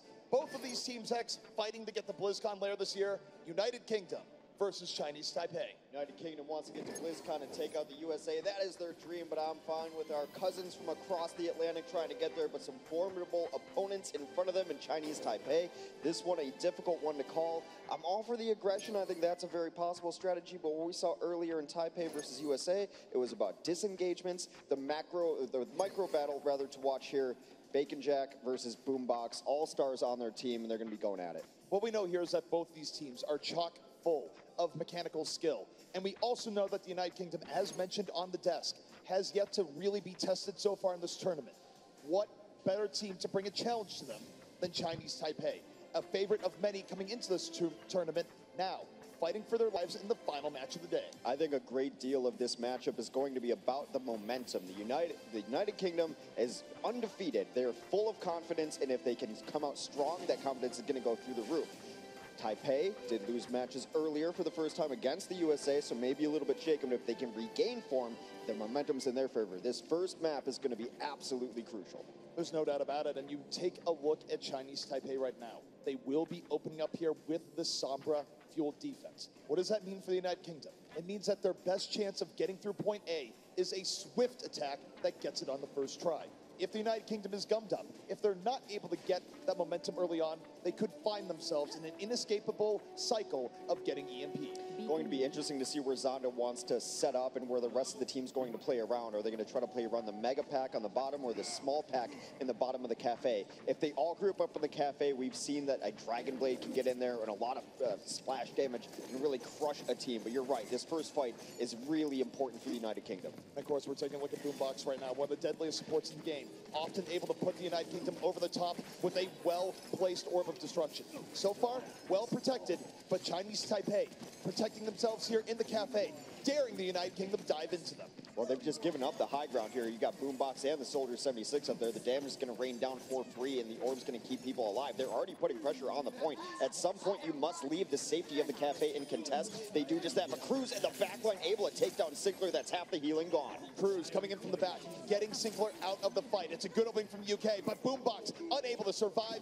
Chinese Taipei fighting right back, and it is back and forth right now as Cruz finding his team dying all around him. They've made some trades. It is still a bit of a brawl on the point. Only 3 DPS alive for the UK, but they are still on the point and fighting. Cruz does have his blade up. He's going to have dash resets as well. He wants to probably hold his blade. They've done enough damage. They have enough of a presence. He can hold on to it. Cruz, such a patient, calculating Genji, but Chinese Taipei, they're not done yet. Late sounder out from them. Hits 2 people as they try and bring this back. At the very least, they want Cruz to use his blade here. The United Kingdom, they are sitting pretty. Full control of the payload. They're going to bring in their favor, and Cruz gets to save that blade. And now they are not going to have either of their support ultimates for Chinese Taipei. In the United Kingdom, they're smart. They know that, and that means that the blade is going to have very little resistance when they do decide to use it. They took that point with very little resistance, didn't have to use ultimates. Their economy is in great shape. And the great thing about that for the United Kingdom is that they took it a little bit slow in the front, and they gave Cruz time to work, and Cruz is patient, waited for his opportunity, and found it. Now he has a blade, and we know just how deadly he's been throughout the tournament with that. This is a great opportunity for the United Kingdom. Well, that confidence does translate into knowing that you don't have to use ults to win fight. They believe in their mechanical skill. Sinclair down again. The backline has been brutalized by this United Kingdom DPS. 65 opportunity there. Cruz almost even getting the D-Mech. Not quite this time. Under pressure. No, Zonda from downtown. Going to take down Cruz and maybe give Chinese Taipei an opening here as they consider going in, but they're still respawning right now. They can't really take advantage. They've already lost 2 during that, at least a D-Mac and then an early kill on his Sinclair, so they now are just now getting back into the fight. Cruz is going to have his blade up. He'll be rejoining his team soon. Look at all this free push. There hasn't even been a fight on second yet. No, there hasn't. In the United Kingdom, they're holding so many resources, and now they go in. The Transcendence is out and smack everything in his field of view. It's a triple kill tac visor. Excellently done here by the UK, and they're making it look easy. Absolutely. They used 2 resources there, a full team kill, and now they're still banking on the next combination. The Transcend is very good to use with the tactical visor because he can stay inside the Transcend. And already the DPS have gone all the way to the backline. Zonda and Sinclair down again. Sinclair spent more time in spawn than he has on the battlefield. I kind of feel like we're watching Mighty Ducks right now because that was the Bash Brothers into the back. Just the flanking DPS of the United Kingdom, able to do so much into the back line, tearing through and not giving Chinese Taipei even a moment of rest. It's just been absolutely free push. You use the Transcend and the visor together because you don't have to move. Now you have barrier and blade that gives you the mobility for your Genji. Cruz hasn't even had the blade yet. He's been holding on to it the whole game. He's been keeping it sheep the entire time, and why not? They've been winning fights without it.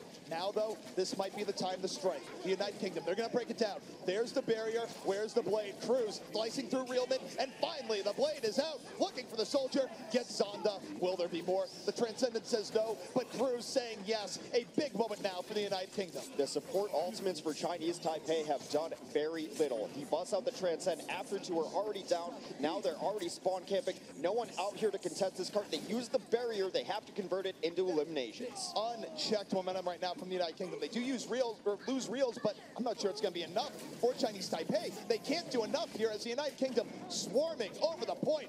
Utterly decisive. Chinese Taipei struggling for breath right now as the United Kingdom is nothing but suffocating. That limo's moving forward, and that is going to be a super fast Hollywood attack. Do my eyes deceive me? 3 minutes and 38 seconds in the time bank on this attack? Did Taipei win a fight?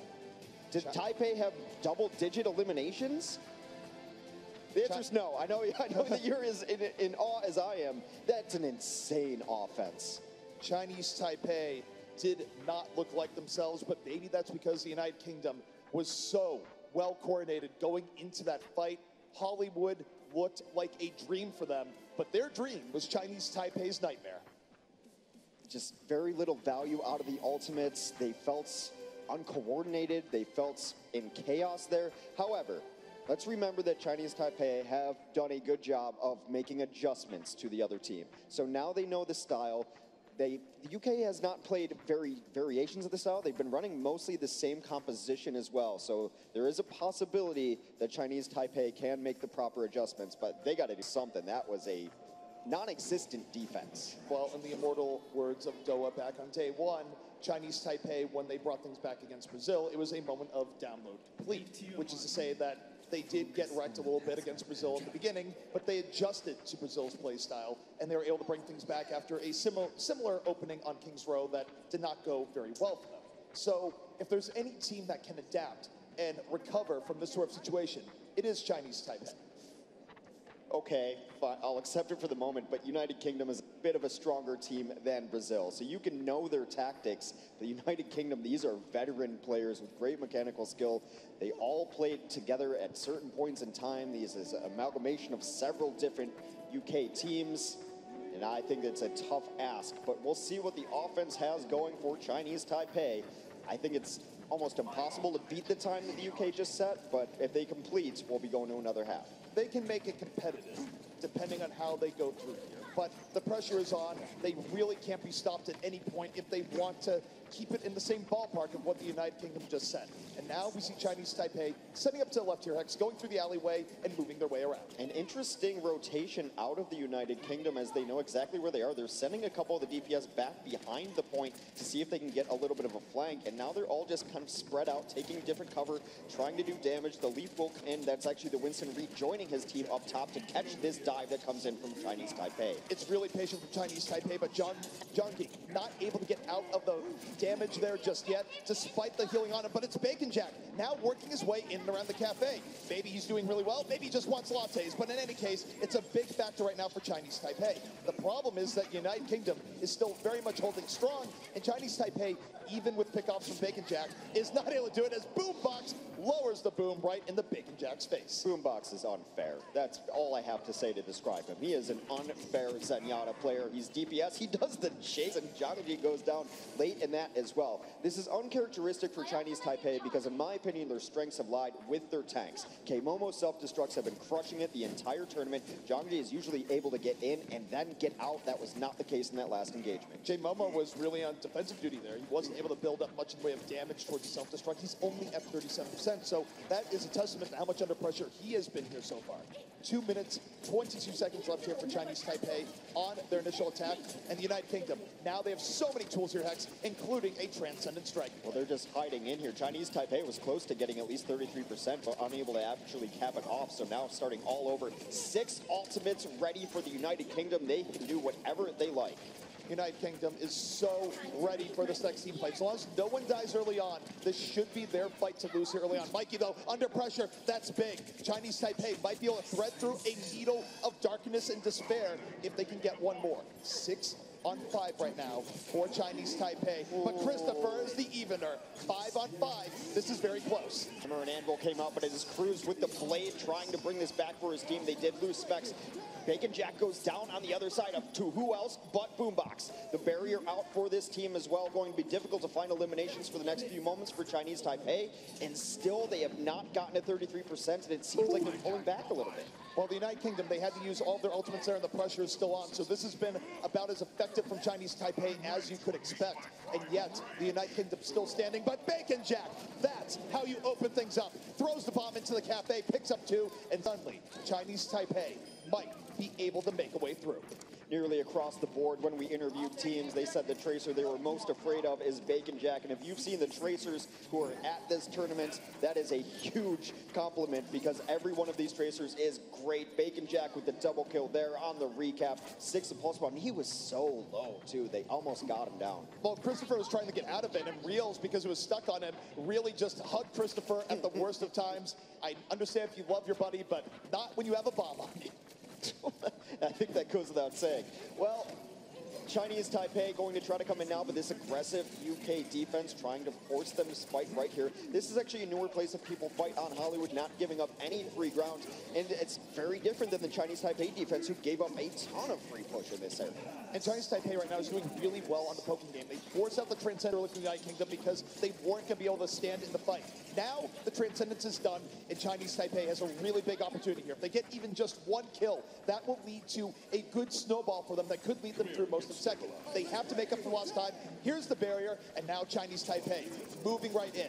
Zhangyi making space, but they haven't gotten a kill yet. United Kingdom, though, very low. Well, a very late barrier is beautiful from Reels to keep this team alive. Everyone was super low, but now still in this and fighting, trying to turn it around. Specs did get DMAX, so a lot of this damage from Zunda is going to find its mark, and that is the first to fall. Boombox and Christopher down. Chinese Taipei has taken a decisive fight. Decisive, yes. Quick, no. The problem there for Chinese Taipei is that the United Kingdom really took a long time in that fight, and they made Chinese Taipei pay for that fight, not only in ultimates, but also in time. It's one of the advantages of going first and setting time like that. United Kingdom is not fighting Chinese Taipei. They are fighting against the clock. Any second they can train out. Their strategy should be, and very likely will be, making them fight for every inch. That's why the engagement comes in right now. United Kingdom coming right back in. Christopher has the power rights, but Bacon Jack getting rid of the problem. Boombox will be dropping no beats this time around. He is out of the fight. 6v5 now for Chinese Taipei. Perhaps this is the momentum that they need. They're rolling it forward. Zonda uses attack visor and succeeds. Cruz being out of the fight means a clean path now for Chinese Taipei. Zonda had been relatively quiet up until that point, but finds his spot, picks his moments. However, given the difference between these second stages, the United Kingdom still a much stronger second stage overall. They will very likely get spawns out to fight again on this point. And here is the tactical visor from the back line. Everything cleaned up. A nice timing window that Zonda found. And now the United Kingdom, for all the momentum and swagger they had early on, they have to find a way of reversing course as Chinese Taipei has been doing well. And that is how you do it! A self-destruct into the back. It's effectively a triple kill by D-Mech and K-Momo. And the United Kingdom suddenly right back in it. And there's the exclamation point. Boombox says hello. Boombox and Bacon Jack have gone toe-to-toe. And if I'm a Tracer, the only Zenyatta in the world I'm terrified of is Boombox. He has earned the respect of everyone throughout the last several months. A standout player, and it's so tough. It was so close to the second checkpoint. Second checkpoint gets you those forward spawns. Now they're down to it. Last push for Chinese Taipei on second. That music you're hearing means there's only 15 seconds remaining. Do or die for Chinese Taipei, or this map goes the way of the United Kingdom. Cruz perching over the top like an eagle from the sky, holding on to the blade. Pulse from Mikey does not hit here just yet, but look at Cruz. Under pressure, but still has the blade. We are now in overtime. The United Kingdom getting pushed back a bit here. Here comes the beat and the blade. Not going to come out here just yet. The Transcendence is good for Chinese Taipei. But a nice individual effort from Mikey does take down Bacon Jack, who's been such a threat for this Chinese Taipei team. The Transcend is late to save Cruz. He does not get there in time. They need to pick up a kill here if they want to stall it out, and that's exactly what Smex does.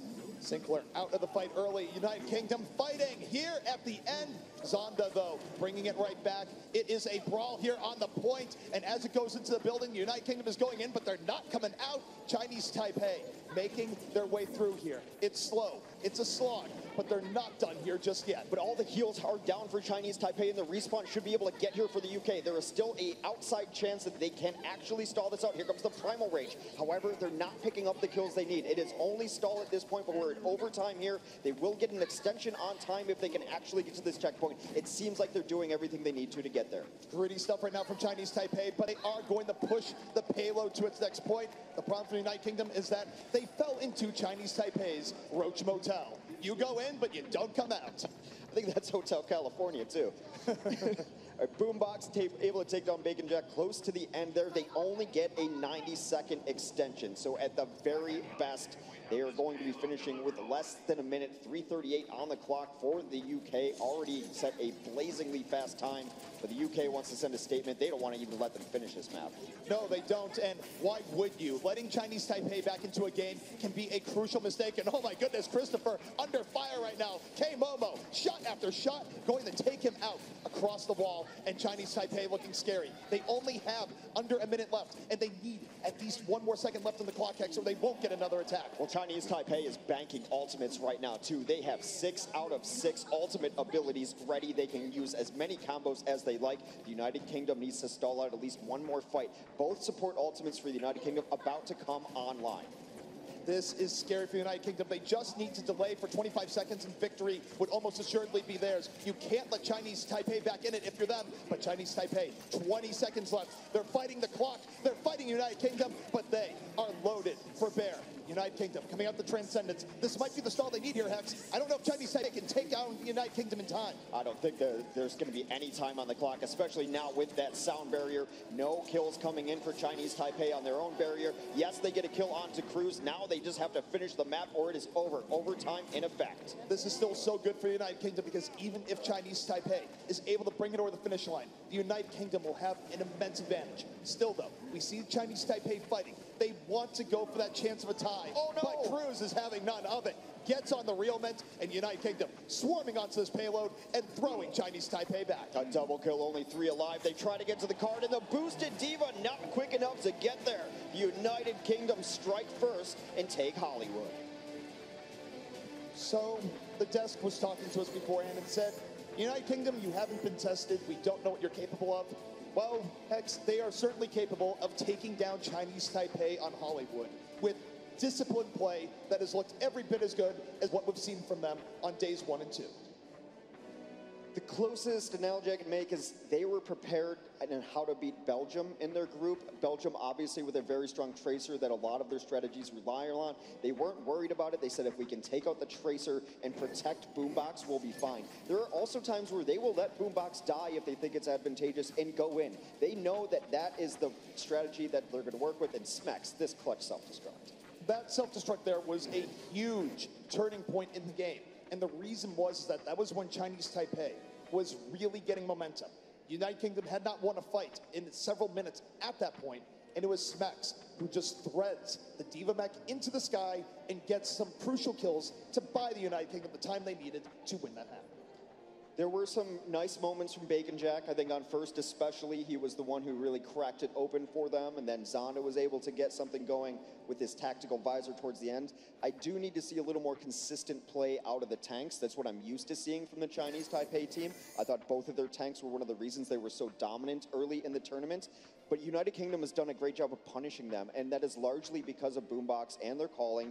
He calls to come back, they discord the tanks who have leapt on him, and they were able to clean them up. Well, the other thing, too, is that we know Bacon Jack is relatively aggressive in getting into the back line, and you have to give Boombox respect. We saw multiple times there where Bacon Jack would go into the back, only to be treated by the Boombox special, which is charged up orbs of destruction directly to the face. So, Boombox is perhaps a challenge that Bacon Jack is not quite as accustomed to dealing with. Not even that, but I think Mikey did a good job of shadowing Bacon Jack as well. And for Tracer v Tracer, you don't necessarily have to always get the eliminations, but you put Bacon Jack in check. You make him know that I've got eyes on you, I will punish you if you go after my supports. And there were a few times that Mikey was probably over-aggressive on it, and he challenged Bacon Jack and he got punished. But then Bacon Jack was low, had to use his recall, had to go back. So he did put him in check, made sure that he knew he was eyes on him, and I think that is probably the strategy that the UK is going to use. Next map is going to be Nepal as we head into control. Remember, best of 5.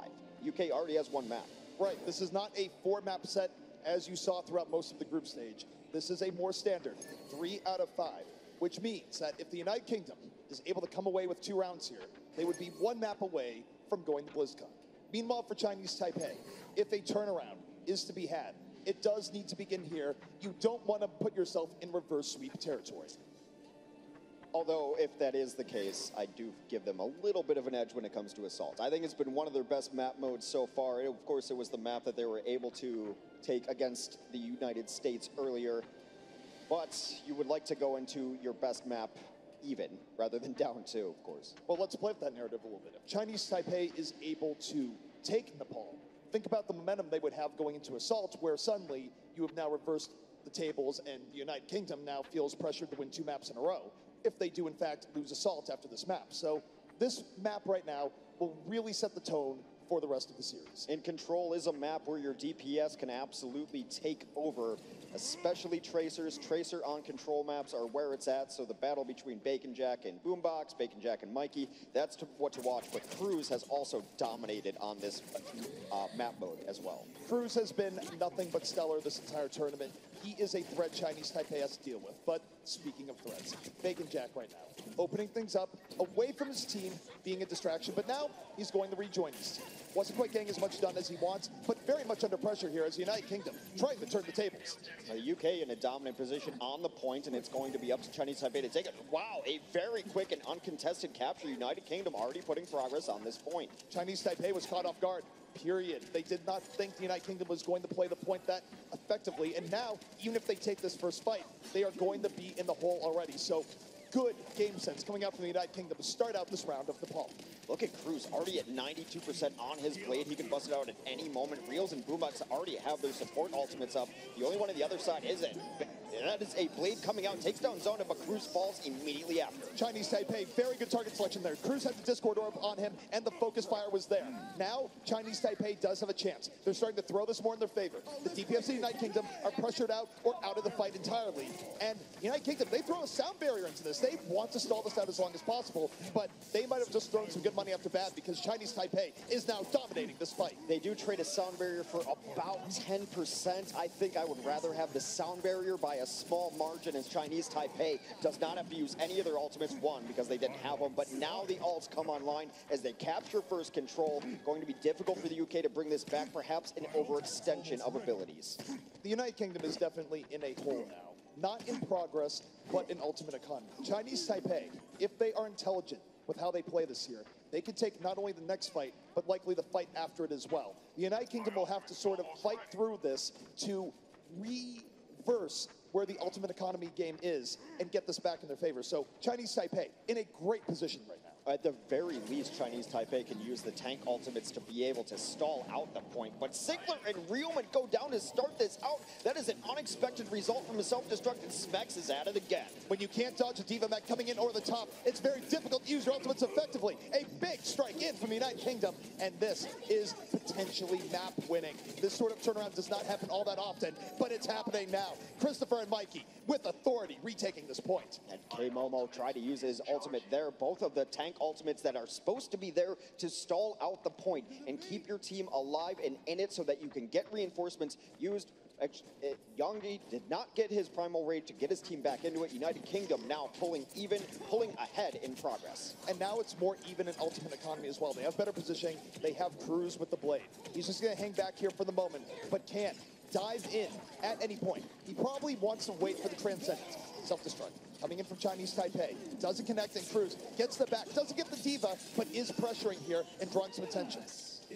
Meanwhile, Smex is out of mech because of Bacon Jack, and a barrier comes in for the United Kingdom. United Kingdom trying to get in, but even post-barrier, Bacon Jack doing some work, takes down Christopher. The tank's out of this fight for the United Kingdom. Bacon Jack's work means that Cruz must compensate. The Transcendence is out. Will the blade be matching? He's going to the back. He wants to force out the Trans, takes down Sinkler, and now the United Kingdom maintaining control right now. 99%, and this could be the dagger in the heart of Chinese Taipei. Cruz moving right in, slicing his way through, and the United Kingdom on the winning edge. The most important kill was the one that happened before the blade came out. He got Sinkler, who's been a prime target for them, and they flip it back over. The United Kingdom takes stage 1 on Nepal.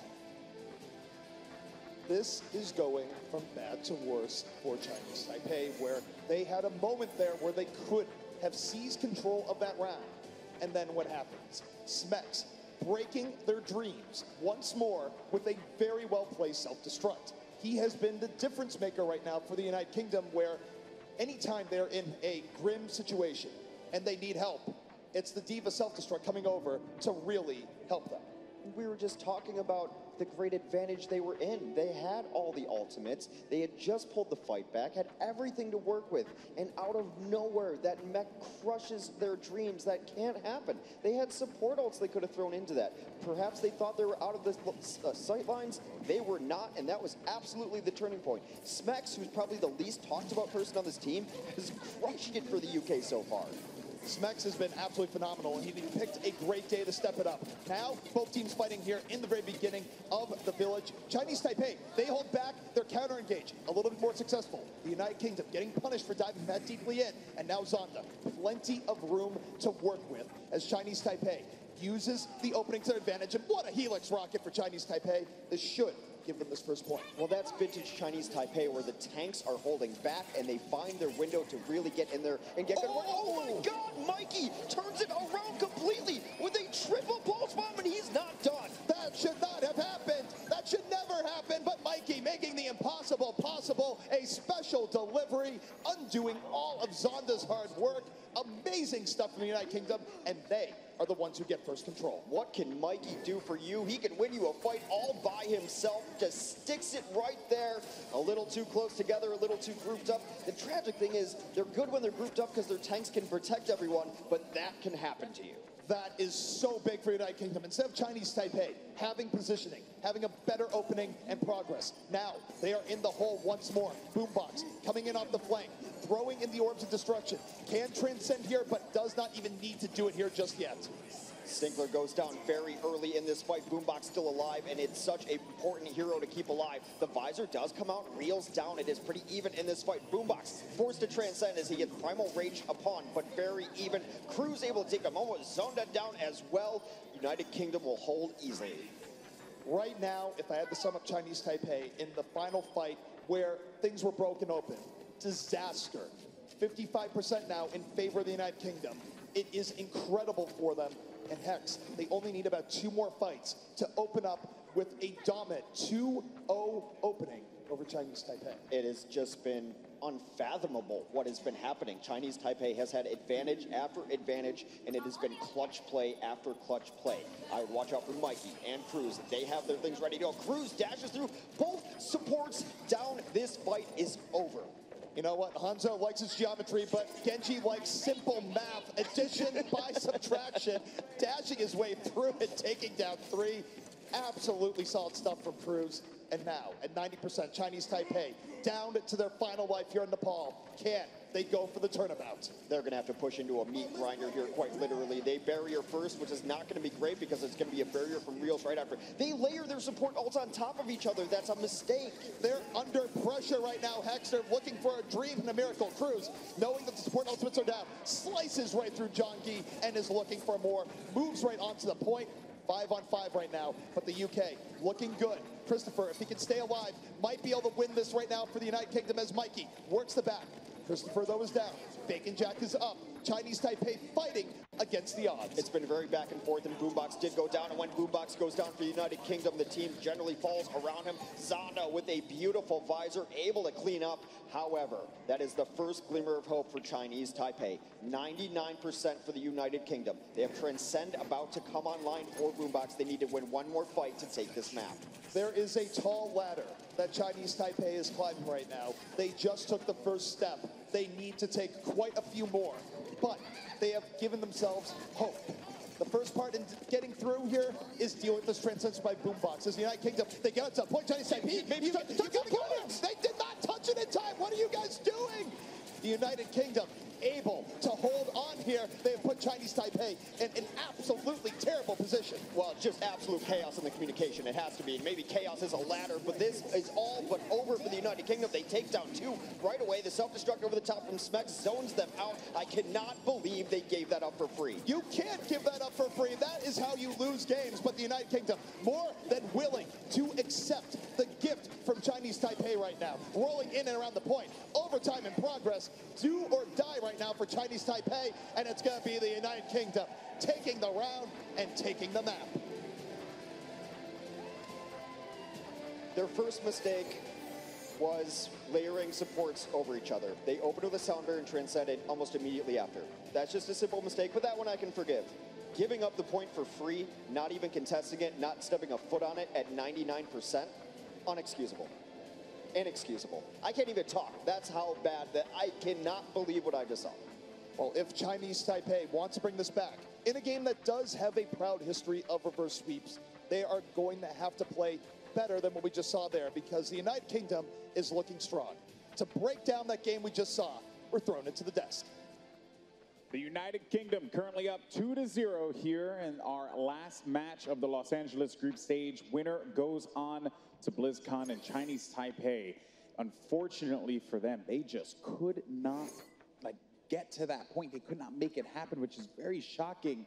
Again, it's weird. It just feels like there are some miscues here, Reinforced. I'm a little confused. Yeah, I mean, we expect the greatness from them, right? I mean, they're a full roster, insane talent. We're going to go into our replay and check out what they're doing right, you know, when they're winning, of course. But the UK has been dominant, but the focus is on UK here. They got the Sound Barrier and the Dragon Blade up, and they're going to look to engage. But I want to point out this Chinese Taipei's awesome positioning here. So you can see the front line standing very far forward, and it basically means that crews can't get into the back line of Chinese Taipei. So the positional excellence here from Chinese Taipei, and they can't find an opening here from the United Kingdom, and it basically leads to them winning the fight because they have so good positioning together.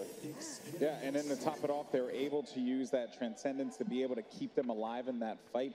And again, these are the signs of brilliance from Chinese Taipei, Rachel, and I'm shocked, to be honest with you. This was the team that had so much going for them. Not to take anything away from UK, but this is really odd.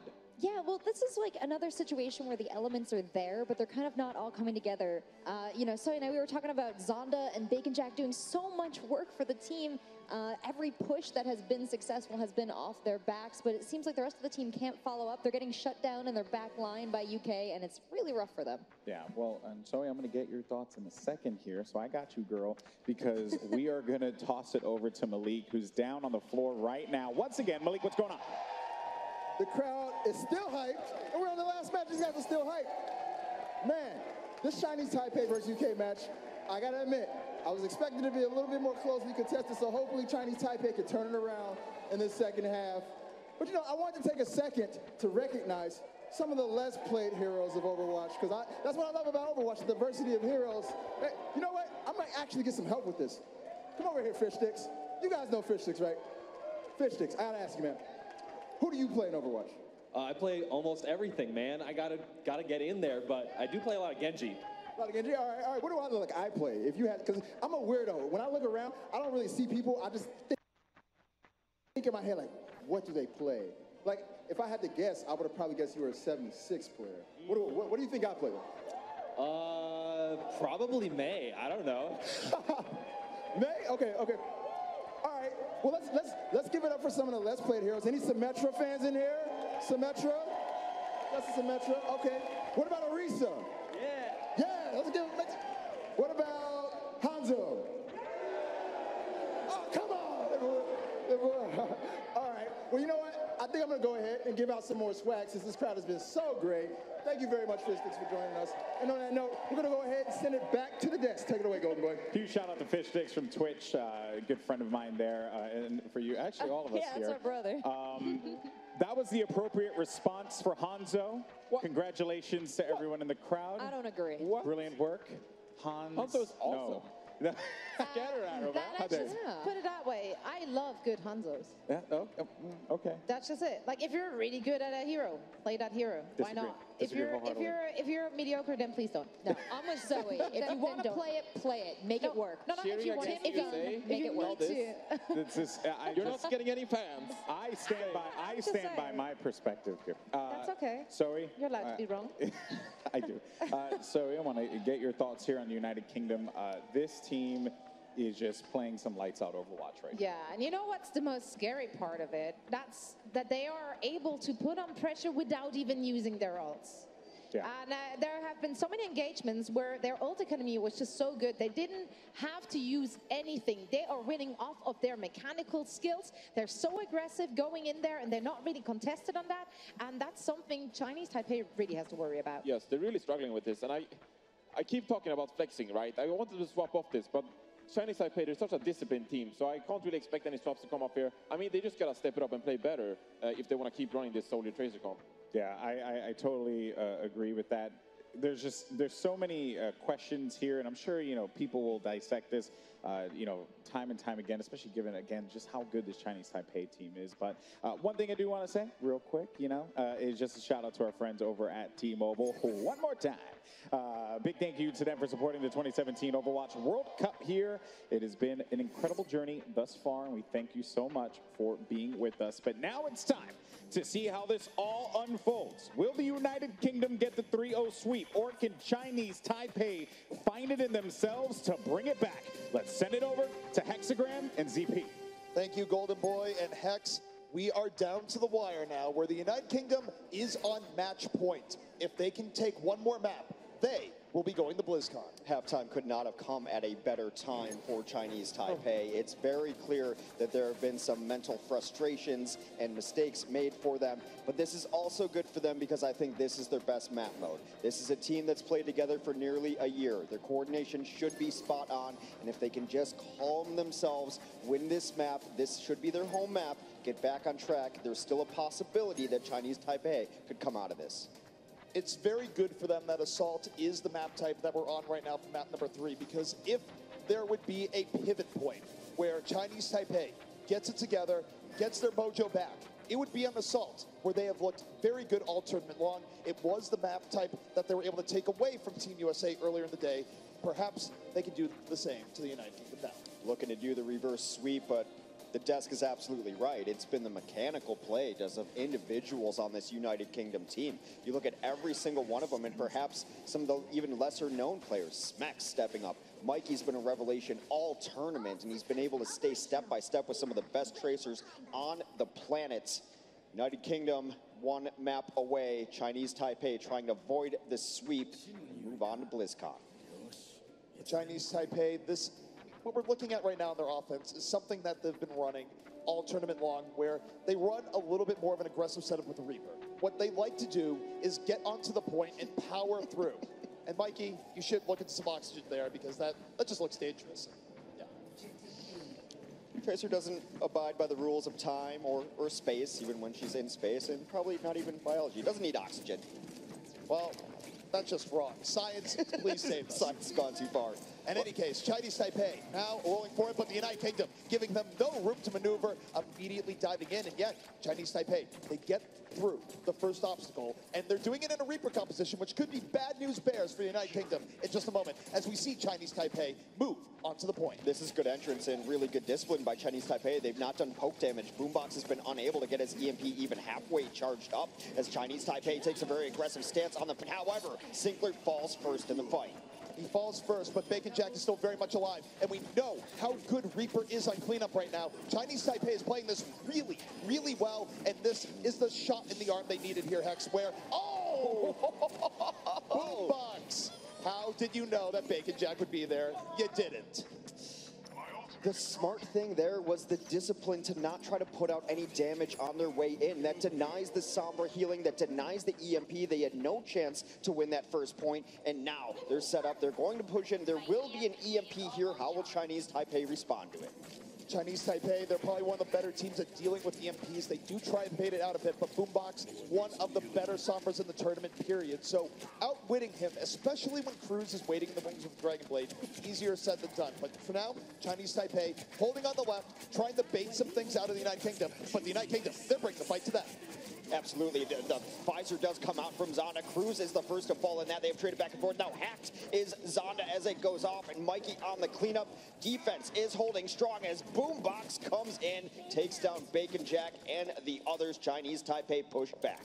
And yet, I think this is totally okay for Chinese Taipei right now, where you take a look at where they're at. Aside from the part where K-Momo is not able to get back into their mech, there's a window here. Boombox, well, he's even off the Sombra. There will be no EMP. There's only a self-destruct, or no, there's not even that. Smax is just getting back into his mech.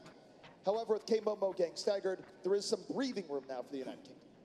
Well, they're going to know that the Sombra's off the field now, too, as Boombox showed his hand with the late kill onto the Pilot Diva. So Chinese Taipei will be prepared for the composition they're going to be facing. Mikey's going to have to hit something here to try to even up the economy. Chinese Taipei in a great position with both of their tank ultimates. Wow, that is a huge first kill. Boombox does it more than anyone else. He wins fights alone before fights even start. It's silly. Well, his superpower is answering questions you might have before they're even really asked, which is, why would you not use a Sombra on a second point of a assault point map?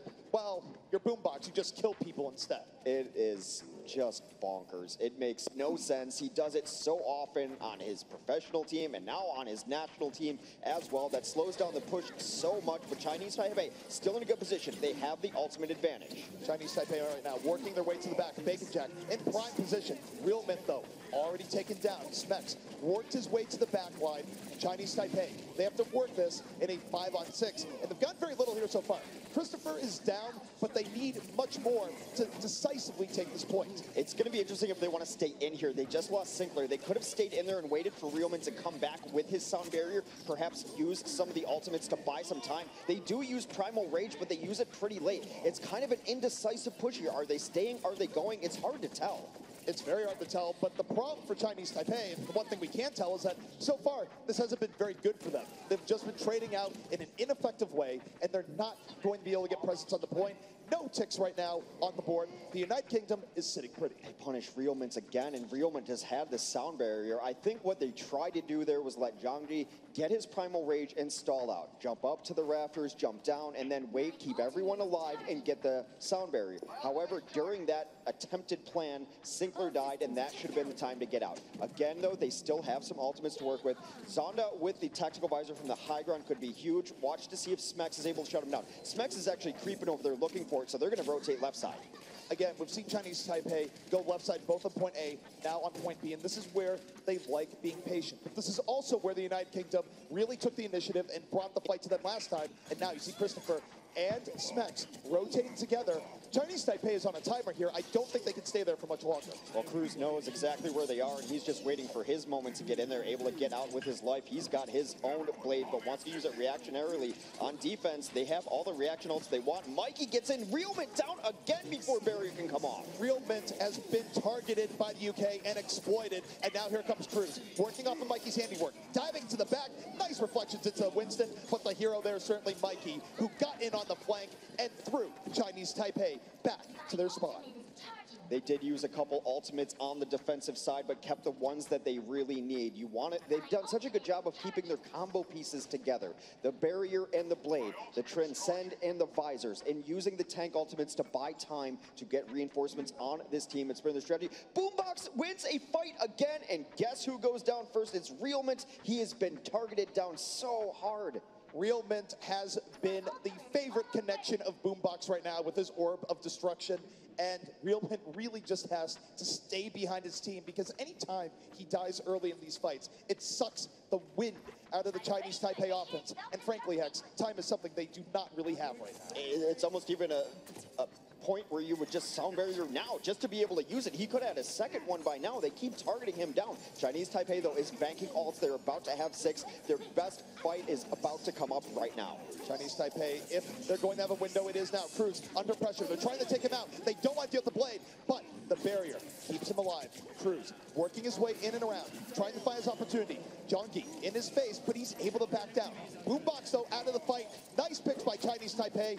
Can Cruz be a hero here once more? He's very much under pressure. Absolutely huge kills. They have a huge advantage right now, does Chinese Taipei. They have not gotten a first tick just yet. Now they do. On their way to a quick second one. Realman's still been holding that sound barrier, but this time it is smart. Boombox comes out on Transcendent to try to stall it out. They need to start getting some kills. The blade out for Cruz. The barrier is out for Cruz, though, and Cruz gets taken down immediately. Chinese Taipei, they were prepared. A dominant presence now on the point, firing back at the United Kingdom. And though Mikey is rolling around, it is Mikey versus the world with a little help from his friends, but it might not be enough, as Chinese Taipei is getting kill after kill right now, and yet the United Kingdom finding a good way of stalling out despite losing these kills. It's been crazy they've been able to stall this out without getting any kills, but that will finally be it. Under a minute left in the bank.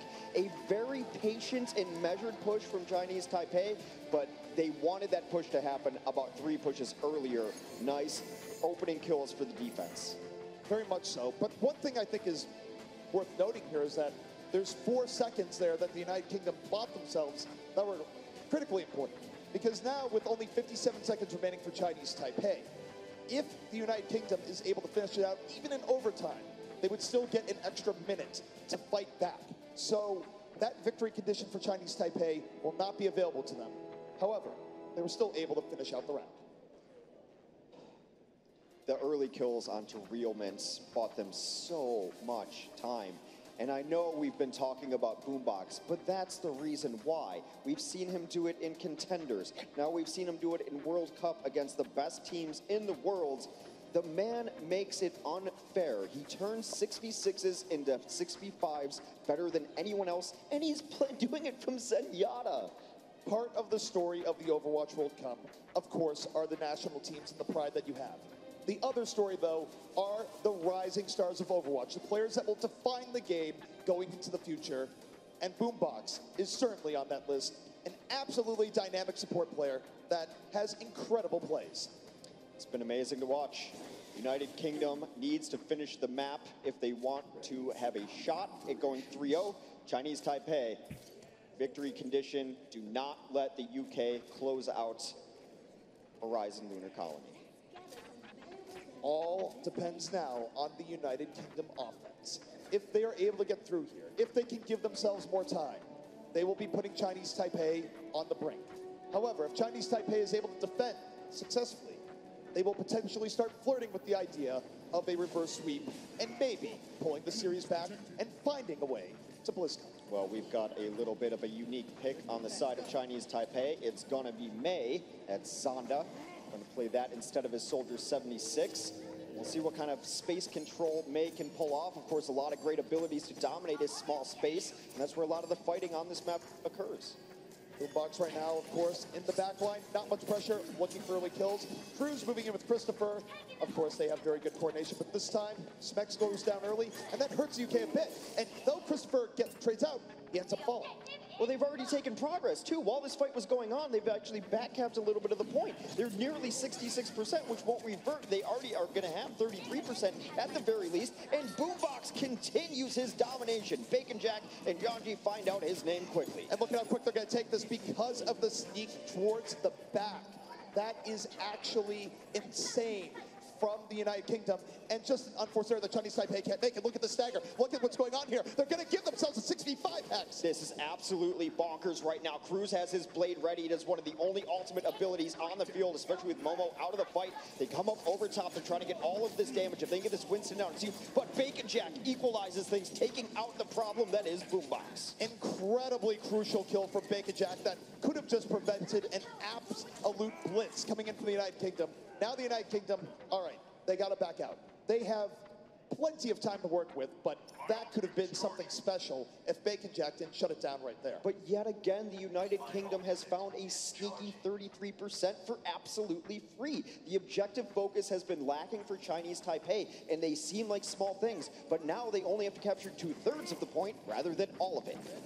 Very good situation here for the United Kingdom. Plenty of time to work with, then they might just try brute forcing this here, Hex, and go in with a Blade and Transcendence, and I think that's what's on the menu. Cruz diving in deep. No chill for this man right now, and already picks up one. Realments, the main choice of the day as the United Kingdom, up 6 versus 5, and supported by that Transcendence. Realments has just been absolutely caught out every single time. He is definitely their prime target right there. They're starting to get a few kills, but taking a while. Not any more progress on the point. Cruz very low, has to be careful and get out to his supports. He gets healed momentarily, but then caught out. Still trading back and forth. Chinese Taipei, though, not out of the fire here just yet. United Kingdom still applying quite a bit of pressure. They want to get that second tick, and Boombox goes in once more. Finds Jongi. Well protected here. Living in Diva's defensive matrix, and suddenly things might be getting from bad to worse for Chinese Taipei. They have to get back out here. They've given up a second tick, and the United Kingdom is taking firm control. And Mikey, he's going to live with the slimmest of HP. It doesn't matter, as the United Kingdom will capture the point with 5 minutes remaining. Boombox takes what these teams' strengths have been, their tank play, and turns them into soft targets. That's what Zenyatta is good at. That's what the Orb of Discord excels at. Makes those large targets and health pools take more damage. It has been a pleasure to watch that man play. And I gotta say, you want to talk about teams feeling it? Take a look at the team United Kingdom right now. You could not find a group of guys that look more relaxed and in the zone. They might be under pressure right now, Hex, but it doesn't really look like it. I think Christopher is just thinking of insults to say to Cruz later, and vice versa. You know, they're best of friends. That's how best friends communicate. They very much love giving each other a little bit of grief, but we also love listening to it, so it's pretty great. Everyone wins. All right, Chinese Taipei with their work cut out for them. Only a minute to see what progress they can get onto the point, and then we'll flip it over to defense. 5 minutes for the United Kingdom. United Kingdom, they have put themselves in a victory position and then some. If they can only hold off Chinese Taipei for 1 minute, then all they would have to do on their next upcoming attack is get 33% progress on the first point. And that would be the tail of the tape, and the United Kingdom going to BlizzCon. The path, Hex, could not be more clear. Chinese Taipei probably only has one crack at this. It's a long rollout from spawn on this map into first point. It's going to be very difficult to try to get 2 pushes. If Chinese Taipei brings us back here and turns us into a reverse sweep, it would be one of the greatest comebacks in Overwatch history. But the first fight is underway. Bacon Jack, under pressure, has the Wraith form out. But it's a decent trade here early on. Real's out of the fight. That's going to hurt the United Kingdom in staying alive. And now Chinese Taipei making good trades, but I'm not quite sure it's enough. It's over. All the healing is gone. It is only K-Momo, and he is out of Diva Mech. They are going to avoid him and just let him try to reset. The stagger on this map has been real. Specs with a little bit of mercy there, actually, and they will get another push, but it's going to be lacking K-Momo. Really, that is the worst record in the Diva long jump. She didn't even get to the platform, Hex, let alone to outer space. All right, last push incoming. They have to step a toe on the point. Now, here comes Chinese Taipei. Tournament life on the line. Can they make this successful? They're moving in. We are in overtime. They're fighting for the first point and to get an extra 30 seconds. United Kingdom fighting to close this one out. Both teams trading out poke here on the point. There's EMP from Boombox, and the United Kingdom going right in after. They're got D-Mech Diva. They get down Sinclair, and they are going in. The supports are down. There goes Bacon Jack, and there goes the hopes. Cruz with the victory blade out. There is stall on the point, but it's all over but the crying for the Chinese Taipei offense. United Kingdom will full hold, and now 5 minutes to only get 33%.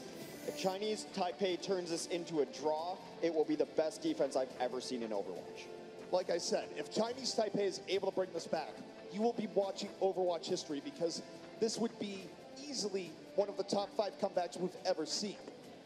The United Kingdom, on the other hand, this is about as clear of a path to victory as you get. One fight here will give them their tickets to BlizzCon later this year. Well, they don't seem too worried about it right now. They know that the ball is in their court, if you will. Not a whole lot standing in their way. It has been all them.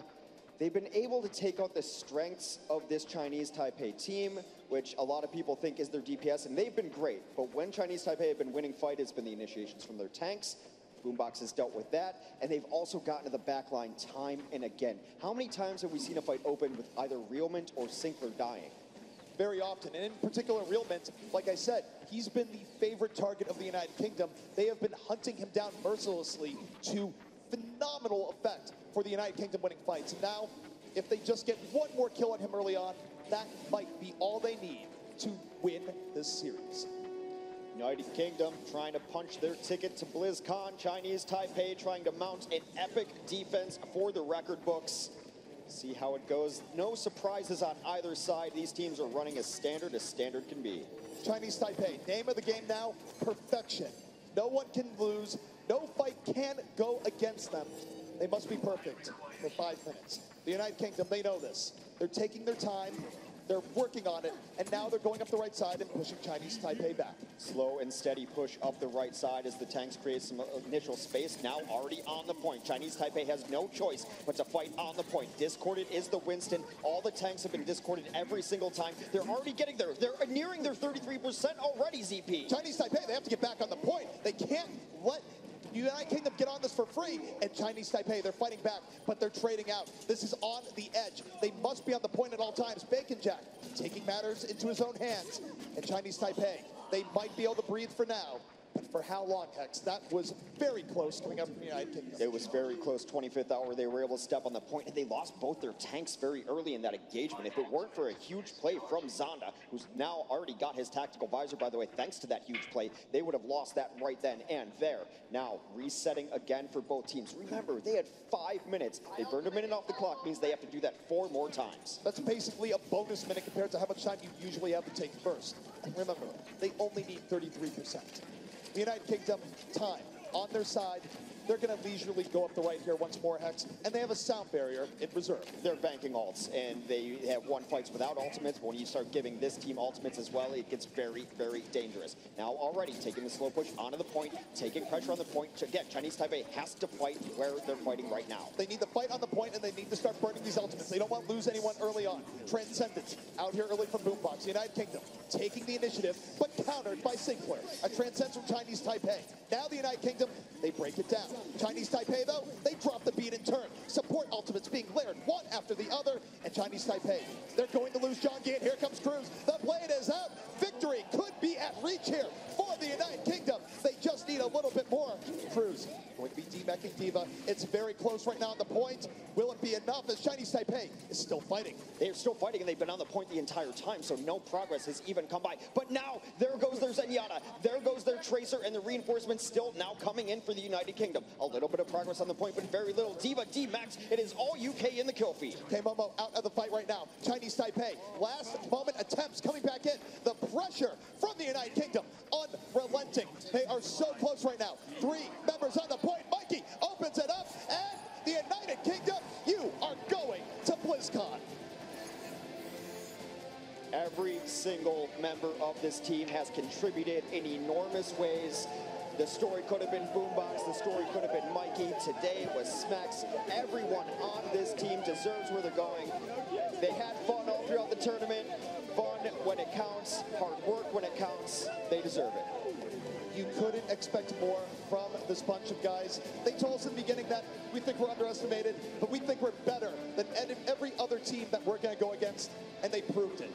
Absolute dominance from the United Kingdom here today. And to talk to us about this momentous victory and the great storyline, we're throwing it to the one and only Golden Boy.